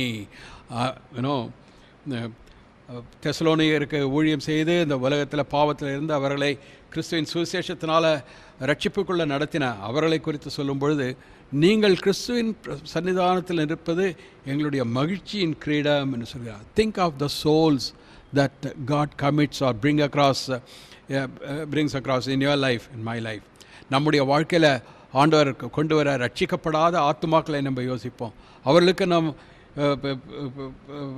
சுவிசேஷத்தை சொல்லி அவர்களை கிறிஸ்துவுக்கென்று ஆதாயப்படுத்துவோம் என்றால் நாம் எப்பேற்பட்ட மகிழ்ச்சியின் கிரீடத்தை நாம் சுதந்தரித்துக் கொள்வோம் என்பதை இந்த வசனம் காட்டுகிறது. So if we take heed to minister to each and every soul that the Lord brings across our life, we use that opportunity, and they will be there as God perfects His work in them to stand before the Lord. We will receive that crown of rejoicing in the presence of the Lord. The souls winning the last should be our priority. அழிந்து போகிற ஆத்மாக்களை கர்த்தருக்கென்று ஆதாயப்படுத்துவது நம்முடைய கடமையாக இருக்கிறது. Thirdly, it talks about the crown of righteousness. நீதியின் கிரீடம் என்று 2 Timothy 4:8 வாசிக்கிறோம். In 2 Timothy chapter 4 verse 8 he says, I have kept the faith, I run the race, therefore there is kept for me a crown of righteousness which the righteous judge, the Lord Jesus Christ, will give me on that day. Not to me only, but to them that are also all that love His appearing. விசுவாசத்தை காத்து கொண்டேன், ஓட்டத்தை ஓடினேன் என்று சொல்லி, ஆதலால் எனக்கு நீதியின் கிரீடம் வைக்கப்பட்டிருக்கிறது, அந்த நாளிலே நீதிபதியாகிய கிறிஸ்து இயேசு எனக்கு கொடுப்பார் என்று சொல்லி, எனக்கு மட்டுமல்ல அவருடைய பிரசன்னமாகுதலை விரும்புகிற அனைவருக்கும், all those that love His appearing, they will receive that crown of righteousness. Kingdom of God is not eating and drinking, but righteousness first. Right? God is a righteous God. நீதி, right? தேவனுடைய ராஜ்யம் புசிப்பும் கொடுப்பும் அல்ல, முதலாவது தேவனுடைய ராஜ்யம் பரிசுத்தாவினால் வருகிற நீதியும் சமாதானமும். Seek ye first the kingdom of God and His righteousness. முதலாவது தேவனுடைய ராஜ்யத்தையும் அவருடைய நீதியையும் தேடுங்கள். Right? God's righteousness is God's way of life that He intended for us. தேவனுடைய ராஜ்யம் நீதி என்று சொல்லும் பொழுது அவருடைய பார்வையிலே நாம் இருக்க வேண்டிய வண்ணமாக இருக்கிறது. So Paul says, I have kept the faith, I have run the race, therefore there is laid up for me a crown of righteousness. Right? விசுவாசத்தை பாதையிலே நாம் நேர்மையாக நீதியாக ஓடும்போது அவருடைய வருகைக்காக காத்திருக்க ஆவலோடு ஒவ்வொரு நாளும் என்ன நாம் சம்பாதித்துக் கொள்கிறோமோ, எதை விட்டு விடுகிறோமோ, எல்லாவற்றையும் நஷ்டம் என்று நினைத்து அவரை அடைவதே நம்முடைய பாக்கியம் என்று குறிக்கோளாக வைக்கும் பொழுது அந்த நீதியின் சூரியனாகிய அவர் நமக்கு அந்த நீதியின் கிரீடத்தை கொடுப்பார். The crown of righteousness will be given to us by the King of righteousness, by the Son of righteousness. When we let go all the other things that are of no value and seek only God's righteousness, God's kingdom in our lives. Right. And the fourth thing that He says is the crown of life. Right. Incorruptible crown and then the crown of rejoicing, crown of righteousness, and then he talks about the crown of life in James 1:12, and the Lord himself says in Revelation 2:10. நீதியின் கிரீடம், அடுத்ததாக ஜீவ கிரீடம் என்று யாக்கோபிலும் வாசிக்கிறோம், வெளிப்படுத்தல கர்த்தராகிய இயேசு கிறிஸ்துவும் சொல்கிறார். So the very word Jiva Kridam, the very word crown of life speaks about life in all its fullness, right? And the Lord says, to him that overcomes, I'll give him the crown of life. We can't explain that. It needs to attain to that. நாம் அதை சுதந்திரித்துக் கொள்ளும்படியாக ஜீவிக்க வேண்டும். அங்கே அதை விவரித்து சொல்வதற்கு முடியாதது. இந்த நீதியின் கிரீடம் இருக்கிறது, அடுத்ததாக வருகிறது ஜீவ கிரீடம், த crown of life, and that becomes ours only when we overcome. Jesus says very clearly, to him that overcomes, ஜெயங்கொள்ளுகிறவனோ அவனுக்கு என்று சொல்லி ஒவ்வொரு சபைக்கும் சொல்லும் பொழுது இந்த சபைக்கு சொல்லுகிறார், ஜெயங்கொள்ளுகிறவனுக்கு ஜீவ கிரீடத்தை கொடுப்பேன் சொல்லி, right? And then Peter talks about வாடாத கிரீடம், right? And talks about the crown of glory, மகிமையின் கிரீடம் என்று சொல்லலாம். அது வாடாத கிரீடம் என்று சொல்லியிருக்கிறது, அது மகிமையின் கிரீடம். there is a unspeakable glory. See, the glory that awaits us is just not going to heaven and living there forever. ஏதோ பரலோகம் போகிறோம் சந்தோஷமாக இருக்கிறோன்றது இல்லை. God created us out of the dust of the earth. We are what we are. Sometimes we forget that. Many times we forget that. But God remembers. He remembers we are dust. நாம் மண் என்று அவர் நினைவு கூறுகிறார். நம்ம எதிலிருந்து உருவாக்கினார்ன்றதை தேவன் அறிந்திருக்கிறார். வெறும் மண். அப்படிதான் ஆதாம் ஏவாளை சிருஷ்டித்தார் ஆண்டவர், ரைட்? ஆதாம் மண்ணிலிருந்து உருவாக்கி, ஆதாமுடைய விழாவிலிருந்து ஏவாளை உருவாக்கி மண் நாம் எல்லோரும். ஆனால் இந்த மண்குள்ளே அவர் வைத்திருக்கிற அவருடைய நித்திய நோக்கம் வாடாதி வான மண்டலங்களில் அவருடைய சிங்காசனத்துக்கு நம்மை உயர்த்துகிறார். பிகாஸ் நமக்குள்ளாக அவர் கொடுத்தது ஜீவன், அவருடைய சுவாசம். we are a soul, we are a living being. ஆவிகள் அல்ல, வெறும் பிராணிகளைப் போல விலங்குகளைப் போல அழிந்து போகிறது அல்ல. Man is a special creation of God. மனிதனை விசேஷித்த சிருஷ்டியாக தேவன் சிருஷ்டித்திருக்கிறார். மண்ணிலிருந்து உருவாக்கப்பட்டிருந்தாலும் நமக்குள்ளே இருக்கிற ஜீவன், அந்த ஆத்துமா அவர் கொடுத்த சுவாசம். அதனால் நாம் ஆவியாக அல்ல, அழிந்து போகிற விலங்குகளாக அல்ல, மனிதனை அப்பேற்பட்ட மகிமைக்கு உயர்த்துகிறவராக, அவருடைய சன்னிதானத்தில் அவருடைய சாயலை தரித்து கொண்டவர்களாக இருக்க. To be like him, to be with him forever, right? Crown of glory speaks about the ultimate place to which we are exalted. அவருடைய மீட்கப்பட்ட சபை, அவருடைய மனவாட்டி சபை, அவருடைய சிங்காசனத்துக்கு உயர்த்தப்பட்ட மகிமையை காட்டுகிறது, right? And he that overcomes shall inherit all things. எல்லாவற்றையும் சுதந்திரித்துக் கொள்வான்னு சொல்லியிருக்கிறது. அப்பேற்பட்ட மகிமையெல்லாம் என்னென்னலாம் வைத்திருக்கிறார் என்பதை இங்கே தேவன் வெளிப்படுத்தி இருக்கிறார். He has revealed everything in this book, right? That's why understanding the purpose that God has in this creation of dust, the தூசிக்குள்ளாக தேவன் வைத்திருக்கிற நோக்கத்தை அறிந்தபடியால் தான் பிசாசானவன் tries to pull us down, because he is jealous that we will be exalted above the place that he has got. அவனுக்கு மேலான, அவன் இருந்த இடத்துக்கு ஸ்தானத்துக்கு மேலாக தேவனுடைய சிங்காசனத்துக்கு இந்த மண்ணை உயர்த்துகிறார் என்ற தேவ நோக்கத்தை அறிந்தவனால் இருக்கிறபடியால் தான் பிசாசு நம்மை அந்த இடத்தை அடையாதபடி நம்மை விழச் செய்ய முயற்சிக்கிறான். But Christ is there to lift us up. Hallelujah. தேவன் கர்த்தர் நம்மை உயர்த்த, நம்மை அந்த இடத்துக்கு கொண்டு வர அவர் பாத்திரராக இருக்கிறார். அவரால் முடியும். So crown of glory is awaiting there. We are not just going to be like the angels, but we are going to be above the angels. தேவதூதர்களை போல இருக்கிறதில்ல, தேவதூதர்களுக்கு மேலாக மகிமை அடைவோம். We shall be like him. அவரை போல நாம் இருப்போம். When he shall appear, we shall be like him. அந்த மகிமை அடைவதற்கு நாம் அவரை இங்கு சுதந்திரித்துக் கொள்கிறவர்களாக, அவரை தரித்துக் கொள்கிறவர்களாக இருக்கணும். To attain to that crown of glory, we need to put on Christ here more and more and more and more every day. Things. He that overcomes shall inherit all things. எல்லாவற்றையும் சுதந்திரித்துக் கொள்வான்னு சொல்லியிருக்கிறது. அப்பேற்பட்ட மகிமையெல்லாம் என்னென்னலாம் வைத்திருக்கிறார் என்பதை இங்கே தேவன் வெளிப்படுத்தி இருக்கிறார். He has revealed everything in this book, right? That's why understanding the purpose that God has in this creation of dust, இந்த தூசிக்குள்ளாக தேவன் வைத்திருக்கிற நோக்கத்தை அறிந்தபடியால் தான் பிசாசானவன் tries to pull us down, because he is jealous that we will be exalted above the place that he has got. அவனுக்கு மேலான, அவன் இருந்த இடத்துக்கும் ஸ்தானத்துக்கும் மேலாக தேவனுடைய சிங்காசனத்துக்கு இந்த மண்ணை உயர்த்துகிறார் என்ற தேவ நோக்கத்தை அறிந்தவனால் இருக்கிறபடியால் தான் பிசாசு நம்மை அந்த இடத்தை அடையாதபடி நம்மை விழச் செய்ய முயற்சிக்கிறான். But Christ is there to lift us up. Hallelujah. தேவன் கர்த்தர் நம்மை உயர்த்த, நம்மை அந்த இடத்துக்கு கொண்டு வர அவர் பாத்திரராக இருக்கிறார். அவரால் முடியும். So crown of glory is awaiting there. We are not just going to be like the angels, but we are going to be above the angels. தேவதூதர்களை போல இருக்கிறது இல்லை, தேவதூதர்களுக்கும் மேலாக மகிமை அடைவோம். We shall be like him.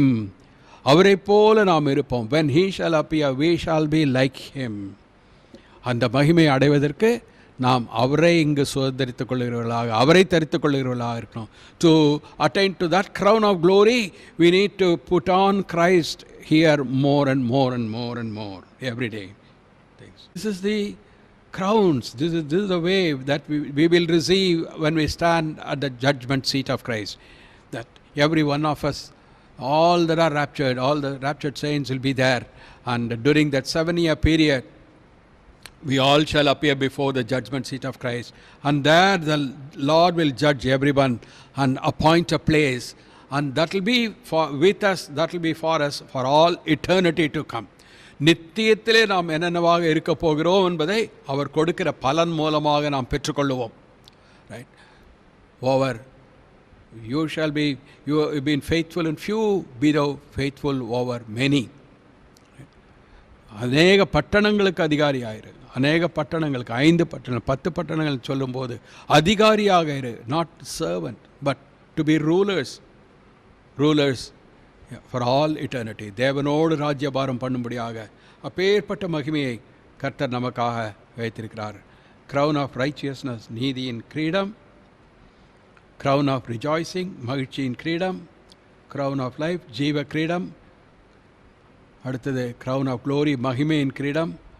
So 5 different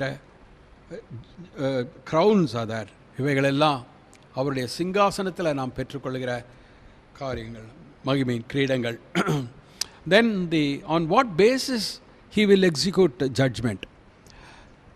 கர்த்தருடைய சிங்காசனத்துக்கு முன்பாக நாம் நிற்க வேண்டும், நம்மை நியாயம் தீர்ப்பார், நமக்கு பலனை கொடுப்பார் என்று பார்க்கிறோம்.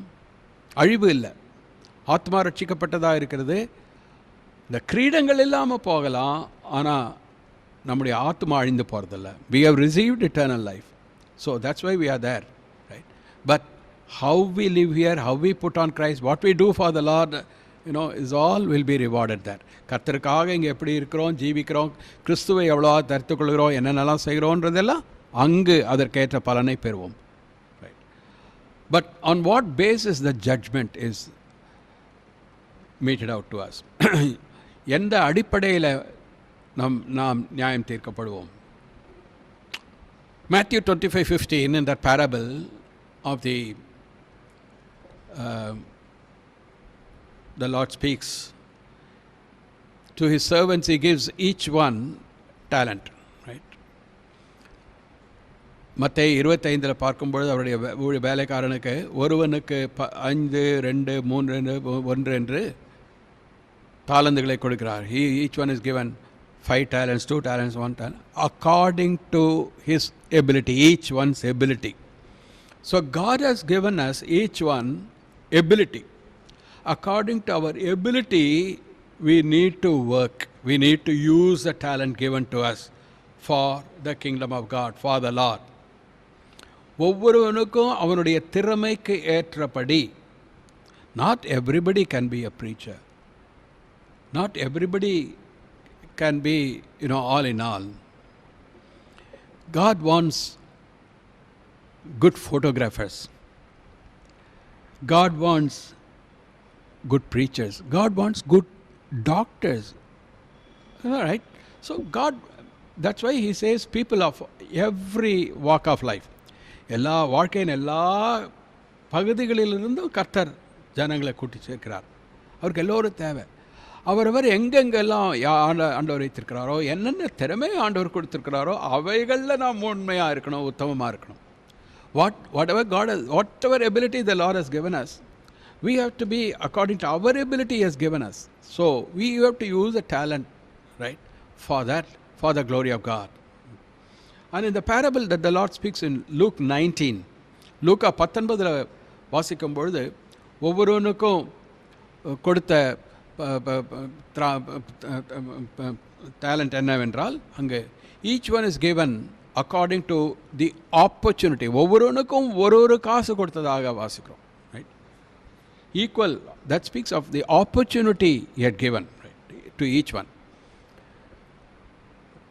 எனக்கு சமயம் வாய்க்கல, எனக்கு இப்படி இல்லை அப்படி இல்லைன்னு சாக்கு போக்கு சொல்கிறதுக்கு இடமே இல்லை. We need to use the opportunity God gives us, right? So on that basis, we can the time is not at our disposal, but God gives us a time and we need to utilize the time for the things of the Lord. தேவனுடைய காரியங்களுக்கென்று நாம் நேரத்தை உபயோகப்படுத்த கடமைப்பட்டிருக்கிறோம். God has given equal opportunity to everyone. எல்லோருக்கும் ஒரே தருணத்தை ஆண்டவர் கொடுக்கிறார். ஆதலால் அந்த தருணத்தை நாம் பிரயோஜனப்படுத்திக் கொள்ள வேண்டும். அதற்காகவும் ஆண்டவர் நியாயம் தீர்ப்பார். Third, the measure of faithfulness, உண்மையுள்ளவர்களாக இருக்க வேண்டும். ரைட்? எதற்கு உண்மையுள்ளவர்களாக இருக்க வேண்டும்? ஏனென்றால் தேவன் உண்மையுள்ளவராக இருக்கிறார், கர்த்தராகிய இயேசு கிறிஸ்து உண்மையுள்ளவராக இருக்கிறார், பரிசுத்தாவியானவர் நம்மளை அழைக்கிற உண்மையுள்ளவராக இருக்கிறார். தேவன் உண்மையுள்ளவராக நம்மிடத்தில் இருக்கும்பொழுது நாமும் தேவனுக்கு உண்மையுள்ளவர்களாக இருக்க வேண்டும். Right? Because God is faithful, the Father, Son, Holy Spirit, right? In all their dealings, in all his dealings towards us, so also we must be faithful in all our dealings, in all our life, in every aspect towards God. The truth he has given to us, right? தேவன் கர்த்தர் கொடுத்த சத்தியத்தில், right? சத்தியத்தில் உறுதியாக இருக்கணும். Right? That's what Paul says. I kept the faith. I've been faithful to what God has given to me. நான் உண்மையுள்ளவனாக இருந்தேன், சத்தியத்தை காத்துக்கொண்டேன். ரைட்? சத்தியத்தை பெற்றேன். The abundance of revelations that Paul received, he has been faithful to God, the truth. தேவன் கொடுத்த சத்தியத்தில் உண்மையுள்ளவராக இருந்தார். Right? The faithful to talents, ஆண்டவர் கொடுத்த தாளந்துகளுக்கு நாம் உண்மையாக அவைகளை உபயோகிக்க வேண்டும். To the tasks the Lord has given to us, we must be faithful. நமக்கு கொடுத்திருக்கிற அந்த வேலைக்கு நாம் உண்மையுள்ளவர்களாக இருக்கணும். மற்றவர்களை பார்த்து அப்படி இல்லையேன்னு கவலைப்படுகிறதில்ல. we are what we are in the grace of God, in the making of God. நாம் கர்த்தருடைய கிருபையினால் நாம் இருக்கிற வண்ணமாக இருக்கிறோம். அதனால் கர்த்தர் வைத்திருக்கிறார் உண்மையில் நாம் நிலைத்திருக்க வேண்டும். and God will be judged according to the honesty and sincerity also that God expects from us. எவ்வளோ தூரம் நாம் உண்மையுள்ளவர்களாக உத்தமமானவர்களாக இருக்கிறோம் என்று பார்ப்பார். Right? God is not after being successful in our lives. நாம் முழுமையாக வெற்றியுள்ளவர்களாக இருப்போம் என்று இல்லை. இதை நம்ம சம்பாதித்தோன்றதை ஆண்டவர் பார்க்கறதில்லை. எவ்வளோ தூரம் உண்மையாக இருக்கிறோம்ன்றதை தான் ஆண்டவர் பார்க்க. உண்மையும் உத்தமமான ஊழியக்காரனே, thou good and faithful servant. So God wants us to be sincere in all things, right? Honest in all things. And then how God wants us to be righteous also, because he is a righteous God. In all our dealings, in all our activities, we need to be righteous, revealing the righteous life that we have received from the Lord our God, right? நாம் நீதி உள்ளவர்களாக, முதலாவது தேவனுடைய ராஜ்யத்தையும் அவருடைய நீதியையும் தேடுங்கள் என்ற போது அவருடைய நீதி நம்முடைய வாழ்க்கையில், நேர்மையான வாழ்க்கையில், சுத்தமான வாழ்க்கையில், நம்முடைய செயல்களில் எல்லாவற்றிலும் வெளிப்பட வேண்டும். Righteous deed. And then the hospitality and good works also, right? விருந்தோம்பல்னு சொல்லுவோம் தமிழில், ரைட்? மற்றவர்களுக்காக நாம் உபசரிக்கிறது, அந்நியரை உபசரிக்க நாடுங்கள்னு சொல்லியிருக்கிறது.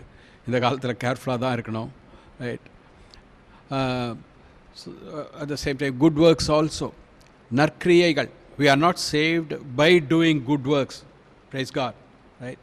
We are saved by the grace of God through faith in Jesus Christ, right? But because we are saved, the grace, the salvation is revealed through the good works. It's Christ who is in me doing the good works. கிறிஸ்துபடியால் கிறிஸ்து நம் நற்கிரியைகளை நடப்பிக்கிறவராக இருக்கிறார். நற்கிரியைகள், they only good works only reveal our salvation, right? We demonstrate our salvation, the grace of God through the good works. And then winning the lost, Atma Bharam, right? One who converts the sinner shall cover a multitude of sin, right? ஒருவனை நீதிக்குள்ளாக நடத்துகிறவன் அநேக பாவங்களை மூடுவான் என்று யாக்கோபில் வாசிக்கிறோம், right? That the burden for souls is very, very important. God is not willing that any should perish. ஒருவனாகலும் கெட்டு போவது தேவனுக்கு பிரியமில்லை என்று வாசிக்கிறோம், ரைட்? ஒருவனாகலும் கெட்டு போவது தேவனுக்கு பிரியமில்லை என்பொழுது எல்லோரும் ரட்சிக்கக்கூடியதாக எல்லோருக்காகவும் கிறிஸ்து இயேசு மரித்திருக்கிறார். Christ has atoned for the sin of the whole world, that anyone and everyone can come to him and he will never reject anybody who comes to him, right? So we need to there's no restriction for God to save any soul. தேவனுக்கு தடையே இல்லை, இவர்களை தான் தேவன் ரட்சிப்பார் என்றது. அதனால் ஆத்ம பாரம் என்பது நமக்கு கட்டாயம் அவசியம். அந்த winning the last,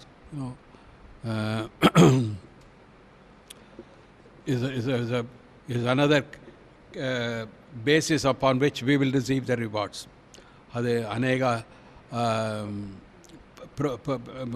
பலனை நாம் பெறும்படியாக ஆத்ம பாரம் நமக்குள்ளாக இருக்க வேண்டும். Then the words of grace, கிருபையின் வார்த்தைகள், right? What we speak reveals the heart, right? Out of the abundance of the heart the mouth speaks, right? அதனால் உள்ளத்தின் நிறைவினால வாய் பேசும் என்று இயேசு சொன்னார். வருகிற வார்த்தைகள் மினிஸ்டரிங் கிரேஸ் டு த ஹியரர்ஸ். கிருபையின் வார்த்தைகளினால் தேவனை மகிமைப்படுத்துகிறது மட்டுமல்ல, ஆத்மாக்களுக்கு பிரயோஜனமாக. And so on so many other things God will bless. The one thing is important is we should be conscious that God is watching. When no one is watching, God is watching, right? ஒருவரும் அறியக்கூடாத விதத்தில், அறிய முடியாத விதத்தில், யாருக்கும் தெரியாத போது தேவன் நம்மை கண்காணிக்கிறவராக, காண்கிறவராக இருக்கிறார். அதனால் நம்முடைய வாழ்க்கை அதரிசனமான தேவனுக்கு முன்பாக எப்பொழுதும் அவருக்கு பிரீதியாக இருக்கணும். So before that invisible God who sees everybody, who sees everyone's heart and will reward everyone, our life must be one with the fear of God, well pleasing. Behold, he comes and he says, I come quickly, my reward is with me to give every man according as his work shall be. சீக்கிரமாய் வருகிறேன், அவனுடைய கிரியைகளின்படி அவனவனுக்கு நான் அளிக்கும் பலன் என்னோட கூட வருகிறது என்று இயேசு சொல்கிறார். So this is the judgment, the third judgment that God will execute. We are after the rapture, we are all there. And after 7 years, Jesus is going to return to this earth with the raptured saints. எடுத்துக்கொள்ளப்பட்ட அவருடைய சபையோடு, அவருடைய பரிசுத்தவான்களோடு, தேவதூதர்களின் மகிமையோடு, பிதாவினுடைய மகிமையோடு இயேசு கிறிஸ்து இந்த பூமிக்கு 7 வருடம் பிறகு பூமிக்கு வருவார். அப்படி இருக்க அந்த 7 வருட காலத்துக்குள்ளாக நாம் ஒவ்வொருவருக்கும், எடுத்துக்கொள்ளப்பட்ட ஒவ்வொருவருக்கும் நாம் என்னவாக, எந்த ஸ்தானத்தை அடைந்தவர்களாக இருக்க போகிறோம் என்பதை அங்கு நிர்ணயித்திருக்கிறார். So everyone's eternal destiny is fixed there. Eternal rewards are rewarded there at the judgment seat of Christ after the rapture. And so the fourth judgment is a tribulation martyrs.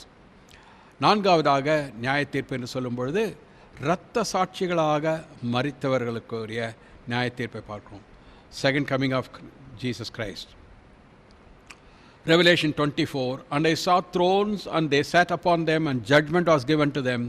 And I saw the souls of them that were beheaded for the witness of Jesus, and for the word of God, and which had not worshipped the beast, neither his image, neither had received his mark upon their foreheads or in their hands. And they lived and reigned with Christ 1,000 years. But the rest of the dead lived not again until the 1,000 years were finished. This is the first resurrection. இன்றையும் நான் சிங்காசனங்களை கண்டேன், அவைகளின் மேல் உட்கார்ந்தார்கள், நியாய தீர்ப்பு கொடுக்கும்படி அவர்களுக்கு அதிகாரம் அளிக்கப்பட்டது. இயேசுவை பற்றிய சாட்சியை நிமித்தமும் தேவனுடைய வசனத்தின் நிமித்தமும் சிரச்சேதம் பண்ணப்பட்டவர்களுடைய ஆத்துமாக்களையும் மிருகத்தையாவது அதன் சொரூபத்தையாவது வணங்காமலும் தங்கள் நெற்றியிலும் தங்கள் கையிலும் அதன் முத்திரையை தரித்து கொள்ளாமலும் இருந்தவர்களையும் கண்டேன். அவர்கள் உயிர்த்து கிறிஸ்துவுடனே கூட 1000 வருஷம் அரசாண்டார்கள். மரணமடைந்த மற்றவர்கள் அந்த 1000 வருஷம் முடியும் அளவும் உயிரடையவில்லை. இதுவே முதலாம் உயிர்த்தெழுதல். கிறிஸ்துவுடனே கூட 1000 வருஷம் அரசாண்டார்கள். The tribulation martyrs, right? 2020, we are coming to the month of May. $40 billion Bill Gates has set aside to bring in the vaccine in which there will be the mark of the beast, right? And there are, last night I was going through so many comments that different people are saying so many things about Bill Gates, and so very angry, and you can see the whole world is coming to know what the devil is up to, right? So what's written here 2000 years ago is literally 100% coming before our eyes. We are just at the threshold of the Lord coming for his people, and then the 7-year tribulation is just about to take place, right? We need to pay much attention to our soul's destiny. நாம் 2000 வருடங்கள் பிறகு 2020வது வருஷத்துக்குள்ளே வந்திருக்கிறோம், right? அந்தி கிறிஸ்து கூட்டத்தினர் அந்த முத்திரையை குறித்து வெளிப்படுத்தல் 13 சொல்லியிருக்கிற மாதிரி அந்த 666 இலக்கத்தை கொண்டு வர முயற்சிக்கிறதை பார்க்குறோம். அந்த கொரோனா வைரஸ் வந்ததுனால வைரஸுக்கு தடுப்பூசி என்ற பெயரில் அந்த அந்த முத்திரையை எப்படியாவது எல்லாருக்கும் போடணும்னு செய்கிறாங்க. பில்கேட்ஸ் 40 பில்லியன், அதாவது 40,000 கோடி காசுகளை இதற்காக ஒதுக்கி இருக்கிறான்றதெல்லாம் பார்க்குறோம், ரைட்? எப்படி இருக்கிற நேரத்தில் நான் எவ்வளோ துல்லியமாக தேவனுடைய வார்த்தை நிறைவேறுகிறதுன்றதை பார்க்குறோம், right? So here those who have not received the mark of the beast, neither his image, nor received his mark upon their foreheads or in their hands, they lived and reigned with Christ. They were all beheaded for the witness of Jesus and for the word of God. So during the tribulation, they are called tribulation martyrs. During the tribulation, this is what is going to happen. 1000 வருட அரசாட்சிக்கு முன்பதாக இங்கே அந்தி கிறிஸ்துவனுடைய நாட்கள், அந்த 7 வருட உபத்திரவ காலத்தில் இவைகள் தான் நடக்கும். மிருகத்தை அதை வாங்க மாட்டேன், அந்த சொரூபத்தை வணங்க மாட்டேன், முத்திரையை ஏற்றுக்கொள்ள மாட்டேன்னு சொல்லுகிறவர்கள்லாம் இயேசு கிறிஸ்துவனுடைய சாட்சி நிமித்தம், தேவனுடைய வசனத்து நிமித்தம் சிரச்சேதம் பண்ணப்பட்டவர்கள். அவர்கள் ஜீவனையும் கருத மாட்டாங்க, உயிர் போனாலும் போகலாம், ஆனால் இதை வாங்க மாட்டோம்னு சொல்கிறவங்க அவங்களுக்கு கொடுக்குற பலன், God gives the judgment. They are raised from the dead. கிறிஸ்துவுடனே கூட 1000 வருஷம் அரசாண்டார்கள். அவர்கள்லாம் சிங்காசனங்களை கண்டேன், அவர்களின் மேல் உட்கார்ந்தார்கள், ரைட்? அவர்களுக்கு சிங்காசனம் உண்டு, செங்கோல் உண்டு, நீதியின் கிரீடம் உண்டு. 1000 வருஷம் இயேசு கிறிஸ்துவோடு இந்த பூமியிலே அரசாளுகிறார்கள், ரைட்? மரணம் அடைந்த மற்றவர்கள் அந்த 1000 வருஷம் முடிவும் உயிரடையவில்லை.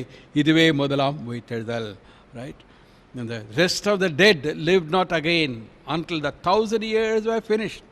This is the first resurrection. They are all willing to die as martyrs, and they will not receive the mark of the beast. They are not only raised to life with a body, their souls are redeemed, and then they receive the body, and then they are there on the throne. They reigned and ruled with Jesus Christ 1000 years. Not only the church is there raptured, but here the tribulation martyrs also, they are there upon the millennial reign. 1000 வருட அரசாட்சியில் இரத்த சாட்சியாக மரித்தவர்களும் கூட வந்து கிறிஸ்துவோடு கூட அரசாளுகிறார்கள் என்று பார்க்கிறோம்.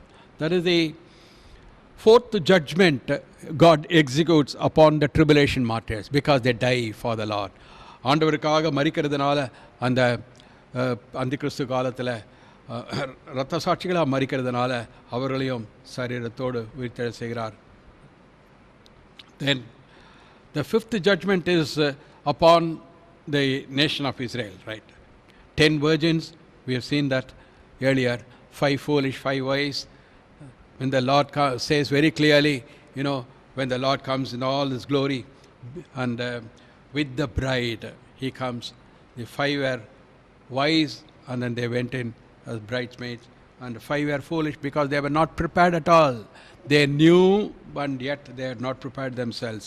அறிந்திருந்தும் அவர்கள் ஆயத்தமாக இல்லாதபடினால போய்விடுகிறார்கள். The Lord rejects them. That's how the Lord says he will execute that judgment upon the nation of Israel. அப்படிதான் இயேசு தேவன் வந்து அந்த தேசத்தின் மேலே நியாயம் தீர்ப்பேன்னு சொல்லியிருக்கிறார். Not only in Matthew Jesus is saying, but Ezekiel, the Lord has said, Ezekiel 20, 37, 38, I will make you pass under the rod. I will bring you into the bond of the covenant. I will purge the rebels from among you and those who transgress against me. I will bring them out of the country where they dwell, but they shall not enter the land of Israel. I will bring them out of the country where they dwell, but they shall not enter the land of Israel. That's in the millennium. Then you will know that I am the Lord. Right now, the Israelites that are scattered abroad in different countries, most of them have returned, and they are urging the other Jews also, other Israelites who are there in other countries, to quickly come into the land. And Prime Minister Netanyahu has said, he is going to annex the West Bank also. That is a scriptural fulfillment that he is talking about. Jesus said, when the abomination that makes the desolate stands in the holy place where it ought not, then let him that be in Judea flee to the mountains. பாழாக்க அருவருப்பு நிற்கக்கூடாது, இந்த பரிசு இடத்துல நிற்கும்போது யூதேயாவில் இருக்கிற மலைகளுக்கு ஓடிப்போங்கள்னு இயேசு கிறிஸ்து சொன்னார். அந்த யூதேயா தேசம் இந்த அவர்களுடைய ஆதிக்கத்துக்குள்ள இல்லை இப்பொழுது. அதனால் இப்பொழுது நெத்தன்யாகு பிரைம் மினிஸ்டர் சொல்லியிருக்கிறது, இது வேதம் நிறைவேறும்படியாக இருக்கிறது. அந்த யூதேயாவையும் போய் அதையும் வெஸ்ட் பேங்கையும் அனெக்ஸ் பண்ணுவேன், என்னோடு சேர்த்துக்கொள்ள போகிறேன் என்று சொல்லியிருக்கிறது. இந்த வார்த்தை நிறைவேறுவதற்காக அடையாளமாக இருக்கிறது. So close we have come to the word of the Lord. And they will come from other nations also that are scattered. I will bring them out of the country where they dwell.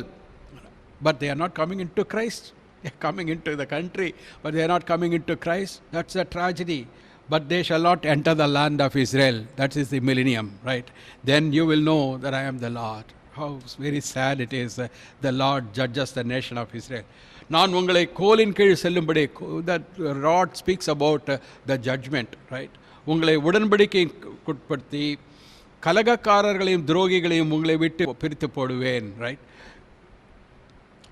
கலகக்காரர் துரோகிகள்லாம் இப்போ நிறைய பேர் யூதன் என்று சொல்லியும் யூதன் அல்லாத சாத்தானின் கூட்டத்தினர்னு சொல்கிறார். Call themselves Jews but are not, but synagogue of Satan. It's there very, very clearly in Revelation. Jesus is saying, right? உங்களை விட்டு பிரித்து போடுவேன், அவர்களை தாங்கள் தங்கும் தேசத்திலிருந்து புறப்பட பண்ணுவேன், ஆனாலும் அவர்கள் இஸ்ரவேல் தேசத்தில் பிரவேசிப்பதில்லை. ஆண்டவர் அவர்கள் இருக்கிற தேசத்திலிருந்து புறப்பட்டு இஸ்ரவேலுக்குள்ளே வரும்படியாக பண்ணுவார், ஆனால் அவர்கள் இஸ்ரவேல் தேசத்தில் பிரவேசிப்பதில்லை. எப்பொழுது? 1000 வருட அரசாட்சிக்குள்ளே வர்றதில்லை. அப்பொழுது நான் கர்த்தர் என்று அறிந்து கொள்வீர்கள், right? God will bring the judgment upon his own people, right? Stiff-necked people and so close and yet so far away. Matthew 25, the judgment of the Gentiles. ஆறாவது நியாய தீர்ப்பு, judgment of the Gentile nations. When the Son of Man shall sit upon the throne of his glory, before him shall be gathered all nations. மனித குமாரன் அவருடைய சிங்காசனத்தில் உட்காரும் பொழுது அவருக்கு முன்பாக எல்லா தேசங்களும் சேர்க்கப்படும் என்று சொல்லுகிறார், right? He will separate them one from another as a shepherd divides the sheep from the goats. வெள்ளாடுகளையும் செம்மறி ஆடுகளையும் பிரிப்பது போல பிரிப்பேன் என்று சொல்கிறார். Right. Those who have believed on Jesus Christ and accepted those who are persecuted for Jesus Christ's sake, and through them they come to know Jesus Christ. They, because of their faith in Jesus Christ, they receive the Israelites, the Jews, and so the Lord thinks of that as a personal favor meted to him, and then they enter into the kingdom of God, millennial reign. 1000 வருட அரசாட்சிக்குள்ளாக வரும்படியாக இந்த உபத்திரவ காலத்தில் இவர்கள் எல்லோரும் போய் 1,44,000 போய் மற்ற எல்லா தேசங்களிலும் அந்தி கிறிஸ்துவின் உபத்திரவத்தினால மற்றவர்களுக்கு கிறிஸ்துவை பற்றி சொல்லும்பொழுது கிறிஸ்துவின் மேல் விசுவாசம் கொண்டவர்கள் அவர்களுக்கு நன்மை செய்கிறார்கள், அவர்களை ஏற்றுக்கொள்கிறார்கள். அதை கிறிஸ்து தனக்கு செய்ததாக எடுத்துக்கொண்டு அவர்கள் எல்லா தேசங்களையும் நியாயம் தீர்க்கும் பொழுது அவர்களை பரலோக ராஜ்யத்துக்கு வரும்படியாக அவர்களை ஆசீர்வதிக்கிறார். They enter into the nation of the kingdom of God, right? That is the next. He will divide the nations. எல்லா புறஜாதிகளையும் பிரிக்கிறார். Those who have exercised faith in him through the ministry of the 1,44,000, 1,44,000 பேருடைய ஊழியத்தினால தன்னை அறிகிற அறிவுக்குள்ளாக ரட்சிப்புக்குள்ளாக தன்னை ஏற்றுக்கொண்டவர்களை அவர் தன்னுடைய ராஜ்யத்துக்குள்ளாக ஏற்றுக்கொள்ளுகிறார். அப்பொழுது சகல ஜனங்களும் அவருக்கு முன்பாக சேர்க்கப்படுவார்கள். மேய்ப்பனானவன் செம்மறி ஆடுகளையும் வெள்ளாடுகளையும் வெவ்வேறாக பிரிக்கிறது போல அவர்களை பிரித்து. The seventh judgment is given. It's a beautiful one. This morning only I received the revelation to include this as a special seventh one, right? Why? I'll explain that. இந்த காலையில் தான் 8 நியாய தீர்ப்புகள்னு இருந்தது. இன்னைக்கு காலையில் இன்றைக்கு ஒரு வெளிப்படுத்துதல் ஆண்டவர் கொடுத்தார். இந்த 7வது இன்ட்ரடியூஸ் பண்ண முடியும். ஏன் இது விசேஷமானது, எல்லா நியாய தீர்ப்புகளுக்கு மேலாக இது ஒரு விசேஷமானதுன்றதை சொல்கிறேன் நான். Revelation 19:20, the beast and with him the false prophet, these both were cast alive into a lake of fire burning with brimstone. வெளிப்படுத்தல் 19:20, மிருகம் கள்ளத்தீர்க்கதரிசி இருவரும் கந்தகம் எரிகிற அக்கினி கடலிலே உயிரோடே தள்ளப்பட்டார்கள். This is a special judgment of God, right? இது ஒரு விசேஷமான தேவனுடைய நியாய தீர்ப்பு. Jesus said, fear not who is able to kill you and after that can do no more to the soul, but fear him who is able to cast you both body and soul alive into the fire, right? உங்களை கொல்லுகிறவர்களை குறித்து பயப்படாதீர்கள். அதுக்கு உங்களை கொன்ற பிறகு உங்களுடைய ஆத்மாவுக்கு ஒன்றும் செய்ய முடியாது அவங்களால. ஆனால் உங்களுடைய ஆத்மாவையும் சரீரத்தையும் அக்கினியிலே போடக்கூடிய அவருக்கு பயப்படுங்கள், right? These are the only two characters we read that they are cast into the burning fire, to the lake of fire with brimstone, right? It's a special judgment that God executes upon these two characters, totally satanic. The beast is no one but Antichrist. Antichrist is not a robo. He is not a machine. He is a man. Even now he is alive. Right? There are many who qualify to be the Antichrist. I don't know who will be the Antichrist. That will be revealed after the rapture. Right? But woe to that Antichrist. And also woe to the false prophet. We all can at least now know who the false prophet is, right? With the things that he is saying, with the things that he is doing and all that, right? All against God and against Christ, right? And the மிருகம்னு சொல்லப்படுகிறவன் ஒரு மனுஷன், அந்தி கிறிஸ்து, ஆவி ஆத்மா சரீரம் உண்ட சாதாரண மனுஷன்.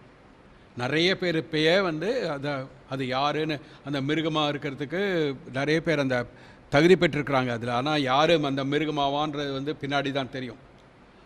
Only after Satan is cast down to this earth, right, and then he will give his power to that man. The seed, called the seed of the serpent, right? பிசாசு வானத்திலிருந்து தள்ளப்பட்ட பிறகு, சபை எடுத்துக்கொள்ளப்பட்ட பிறகு பிசாசு தள்ளப்படுவான். பிசாசு பூமிக்கு வந்த பிறகு அந்த அந்தி கிறிஸ்துக்கு தன்னுடைய சிங்காசனத்தையும் அவனுடைய அதிகாரத்தையும் கொடுப்பான். Right? After the rapture of the church only, Satan is pushed down to the earth. No more place. God is keeping Satan there in the heavens because he is accusing the church, the believers, and all his accusations are made null and void because of the intercession of the Lord Jesus Christ. And that's how the believers overcome through their faith on the Lord Jesus Christ, through the blood of the Lamb. Once the church is raptured, there is no need, no place for the devil. He is cast down to the earth. And when he comes, he gives his seat and authority to this particular man, Antichrist, the beast. மிருகம் என்று சொல்லப்படுகிற அவனுக்கு பிசாசு வானத்திலிருந்து தள்ளப்பட்ட பிறகு அவனுடைய அதிகாரத்தையும் அவனுக்கு கொடுக்குறான். So this man is Lucifer, Satan in human flesh. Lucifer, Satan, old serpent, dragon, these are all the names of a fallen angel. விழுந்து போன ஒரு பிரதான தூதனுடைய பெயர் தான் பழைய பாம்பு, வலுச்சற்பம், சாத்தான், ரைட்? இதெல்லாம் இந்த பெயர்கள்லாம். இட்ஸ் அ ஸ்பிரிட், ஒரு ஆவி. பிதா எப்படி ஆவியாக இருக்கிறாரோ, God is spirit, said Jesus, right? And this God is manifest in human flesh as Jesus Christ. தேவன் மாம்சத்தில் வெளிப்பட்டார் இயேசு கிறிஸ்துவாக. Same way Satan manifests himself in this Antichrist, the beast. மிருகம் என்று சொல்லப்படுகிற அந்தி கிறிஸ்துவில் பிசாசு தன்னை முழுமையாக கொடுக்கிறான். That's why he is giving his power and authority to him. And with him the false prophet. False prophet also is a human being. So the beast and the false prophet are two human beings. They have souls. They have bodies. But the spirit in them is 100% evil against God. And the judgment upon them is, these both were cast alive into the lake of fire burning with brimstone. Think of the sinners. Think of Adam, the first man who sinned, right? He lived so long, immediately there was no punishment. அவ்வளோ வருஷங்கள் இருந்து பிறகு மரித்து அவனுடைய ஆத்மாவை தான் நரகத்துக்கு போச்சு. அக்னி கடலுக்குள்ளே போகல, அக்னி கடலுக்குள்ளே பின்னாடி போகும். White throne judgment, right? It was not cast into the lake of fire. That's at the white throne judgment it will happen. But now, straight away into the lake of fire, these two souls, the beast and the false prophet, are cast with the body. It's cast alive into the lake of fire, burning with brimstone. Right? Doesn't the Antichrist know where he is heading? Doesn't he know the judgment of God? Doesn't the false prophet know? Right? But they are appointed for doom. Right? God said to Pharaoh, "For this cause I raised you up, to make my power known in you, and that my name might be declared throughout the whole earth." என்னுடைய நாமம் பூமி எங்கும் உச்சரிக்கப்பட, உயர்த்தப்பட, இதற்காகவே உன்னை நான் ஏற்படுத்தினேன்னு பார்வோனிடத்தில் தேவன் சொன்னார். Right? And he was hardening his heart more and more, that God might reveal more and more his power. அவன் இருதயத்தை கடினப்படுத்த தேவன் தன்னுடைய வல்லமையை வெளிப்படுத்தினார். Same way, these two characters, whoever that be, the beast, the Antichrist, and the false prophet, these are two characters. I believe Jesus referred to these two. Fear not him who is able to destroy, kill you, and after that he can do nothing more to your soul. He has no jurisdiction over your soul. but fear him who is able to destroy both body and soul in hell. Fear the one I am able to destroy the beast and the false prophet in the lake of fire, straight, not just going to their soul departing out of the body. They both were cast alive with body, soul and spirit. They were cast alive into the burning fire, the lake of fire, burning forever and forever. Now the departed sinner's soul goes to a place of torment, as I said earlier, in a place called Sheol or Hades, right? And then the lake of fire, later on it will come after 1,000-year reign into the lake of fire, they all be cast alive, right? But now they are all there in a place of torment. But these two souls are straight into the lake of fire. What a judgment! What a great judge! The judge of the whole universe, right?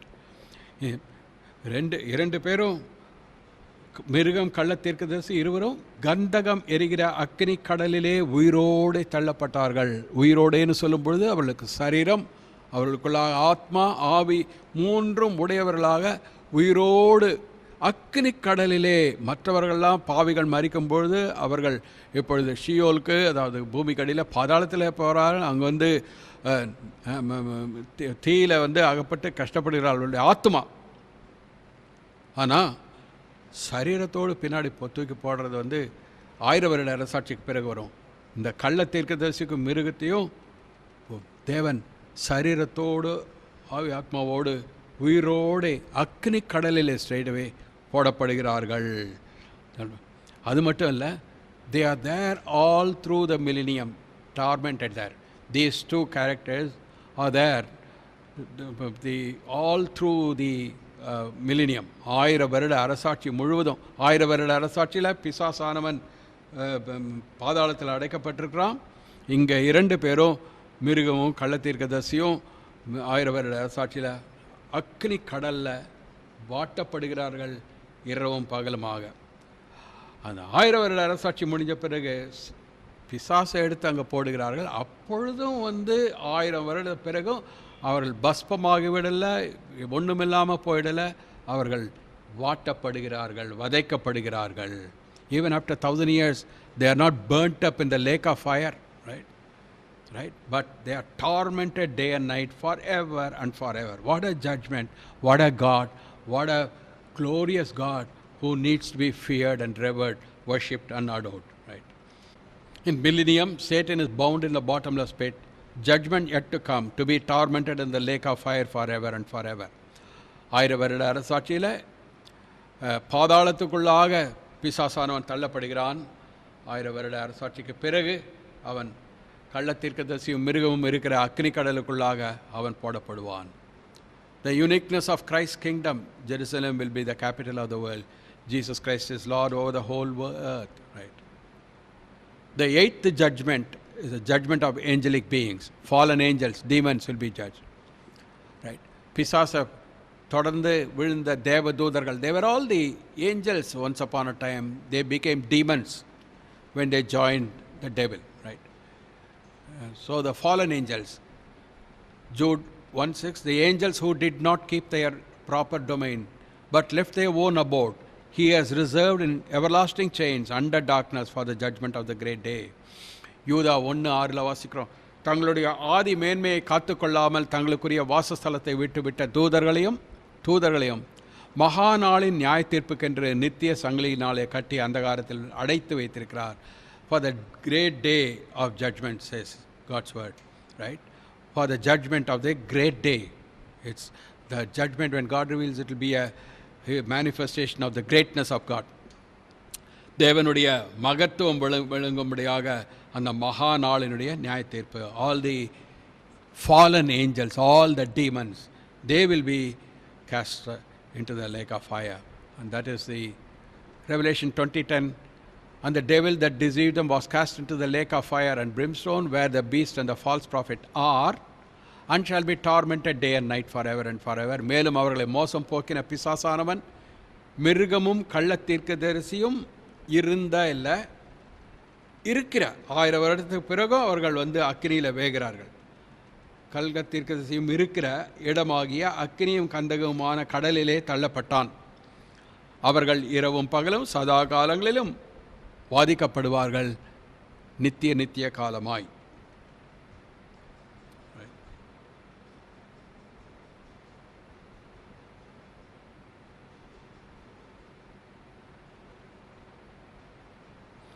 The ninth one is the great white throne judgment. ஒன்பதாவது வருகிறது தான் 1000 வருட அரசாட்சி முடிந்த பிறகு வெள்ளை சிங்காசன நியாய தீர்ப்பு சொல்லப்பட்டிருக்கிறது. And I saw the dead, small and great, standing before God, and books were opened. Another book was opened. This is the book of life. And the dead were judged according to their works by the things which were written in the books. The sea gave up the dead which were in it. The death and Hades delivered up the dead which were in them. They were judged each one according to his works. Then death and Hades were cast into the lake of fire. This is the second death. Anyone not found written in the book of life was cast into the lake of fire. பின்பு நான் பெரிய வெள்ளை சிங்காசனத்தையும் அதன் மேல் வீற்றிருக்கிறவரையும் கண்டேன். அவருடைய சமூகத்திலிருந்து பூமியும் வானமும் அகன்று போயின, அவைகளுக்கு இடம் காணப்படவில்லை. மரித்தோராகிய சிறியோரையும் பெரியோரையும் தேவனுக்கு முன்பாக நிற்க கண்டேன். அப்பொழுது புஸ்தகங்கள் திறக்கப்பட்டன. ஜீவ புஸ்தகம் என்னும் வேறொரு புஸ்தகம் திறக்கப்பட்டது. அந்த புஸ்தகங்களில் எழுதப்பட்டவைகளின்படியே மரித்தோர் தங்கள் தங்கள் கிரியைகளுக்கு தக்கதாக நியாயத்தீர்ப்படைந்தார்கள். சமுத்திரம் தன்னிலுள்ள மரித்தோரை ஒப்புவித்தது. மரணமும் பாதாளமும் தங்களிலுள்ள மரித்தோரை ஒப்புவித்தன. யாவரும் தங்கள் தங்கள் கிரியைகளின்படியே நியாயத்தீர்ப்படைந்தார்கள். அப்பொழுது மரணமும் பாதாளமும் அக்னி கடலிலே தள்ளப்பட்டன. இது இரண்டாம் மரணம். ஜீவ புஸ்தகத்திலே எழுதப்பட்டவனாக காணப்படாதவன் எவனோ அவன் அக்னி கடலிலே தள்ளப்பட்டான். This is the final judgment that God executes after the millennial reign, called the white throne judgment, in which right from Adam all those Old Testament people come up, right? All the dead, they all come up, both small and great. They were all judged, everyone. And those who have cast their faith on the Lord Jesus Christ, the Messiah, the Savior of the world, the one who would take away the sin of the world, they were all justified, and they were all entering into the new earth. புதிய புதிய பூமிக்குள்ளாக அவர்கள் சுதந்திரித்துக் கொள்ளும்படியாக யார் யாரெல்லாம் பழைய ஏற்பாட்டிலையும் இருந்தார்களோ, வரப்போகிற மேசியா மேல் விசுவாசம் கொண்டிருந்தார்களோ அவர்களெல்லாம் அந்த புதிய பூமியை சுதந்திரித்துக் கொள்வார்கள். மற்றவர்களெல்லாம் அவர்களுடைய பெயர்கள் ஜீவ புஸ்தகத்தில் இல்லாதவர்கள், வரப்போகிற மேசியாவை இயேசு கிறிஸ்துவை அறியாதவர்கள் எல்லாம் ஆதாம் முதற்கொண்டு எல்லோரும் அந்த அக்னி கடலுக்குள்ளாக தள்ளப்படுவார்கள். இதுவே தேவனுடைய கடைசி நியாய தீர்ப்பு. This is how God executes judgment, ninefold judgment by which God reveals himself as the God of the whole universe. எல்லாவற்றுக்கும் தேவாதி தேவனாக அவர் இருக்கிறதை அவர் வெளிப்படுத்தி காண்பிக்கிறது இப்படி தான். இயேசு கிறிஸ்து வருகிறார். அவருடைய வருகையிலே நாம் காணப்பட நம்மை ஆயத்தமாக்கிக் கொள்வோம். நம்மை ரட்சித்த மகா உன்னதமான தேவனுக்கு ஸ்தோத்திரம். பரிசுத்த பிதாவை உம்மை நன்றியோடு துதிக்கிறோம். ஆண்டவரே, நீர் கொடுத்த இந்த கிருபைக்காக ஸ்தோத்திரம். அழியாத அழிக்கப்பட முடியாத உம்முடைய தேவ வார்த்தைக்காக ஸ்தோத்திரம். அந்த வார்த்தைக்காகவே நாங்கள் ஏற்றுக்கொள்ள, விசுவாசிக்க, அதன்படி ஜீவிக்க எங்களுக்கு கொடுத்திருக்கிற கிருபைக்காக நன்றி. ஆண்டவரே, கர்த்தராக இயேசு கிறிஸ்துவின் வருகையிலே காணப்பட எங்கள் எல்லோரையும் ஆயத்தப்படுத்தும். இதற்காகவே ரட்சித்தீர், இதற்காகவே உம்முடைய ஜீவனை கொடுத்தீரே. ஆண்டவரே, உம்மை அறிகிற அறிவிலே நாங்கள் மேன்மைப்பட, ஆண்டவரே, உமது வருகை நாளில் காணப்பட எல்லா விசுவாசிகளையும் நீர் பரிசுத்தமாக்கும். உம்முடைய கிருபை பெருகட்டும். கனம் துதிமையை செலுத்துகிறோம், ஏற்றுக்கொள்ளும். இயேசுவின் நாமத்தில் பிதாவே, ஆமென். என் ஆத்மாவே கர்த்தரை ஸ்தோத்ரி, என் முழு உள்ளுமே என்னுடைய பரிசுநாமத்தை ஸ்தோத்ரி. என் ஆத்மாவே கர்த்தரை ஸ்தோத்ரி, அவர் செய்த சகல உபகாரங்களையும் மறவாதே. கர்த்தராக இயேசு கிறிஸ்துவின் கிருபையும் பிதாவாகிய தேவனுடைய அன்பும் பரிசுத்தாவின் அந்யோன்ய ஐக்கியமும் நம் அனைவரோடு கர்த்தர் வருமளவும் இருப்பதாக. ஆமென், ஆமென். God bless you all.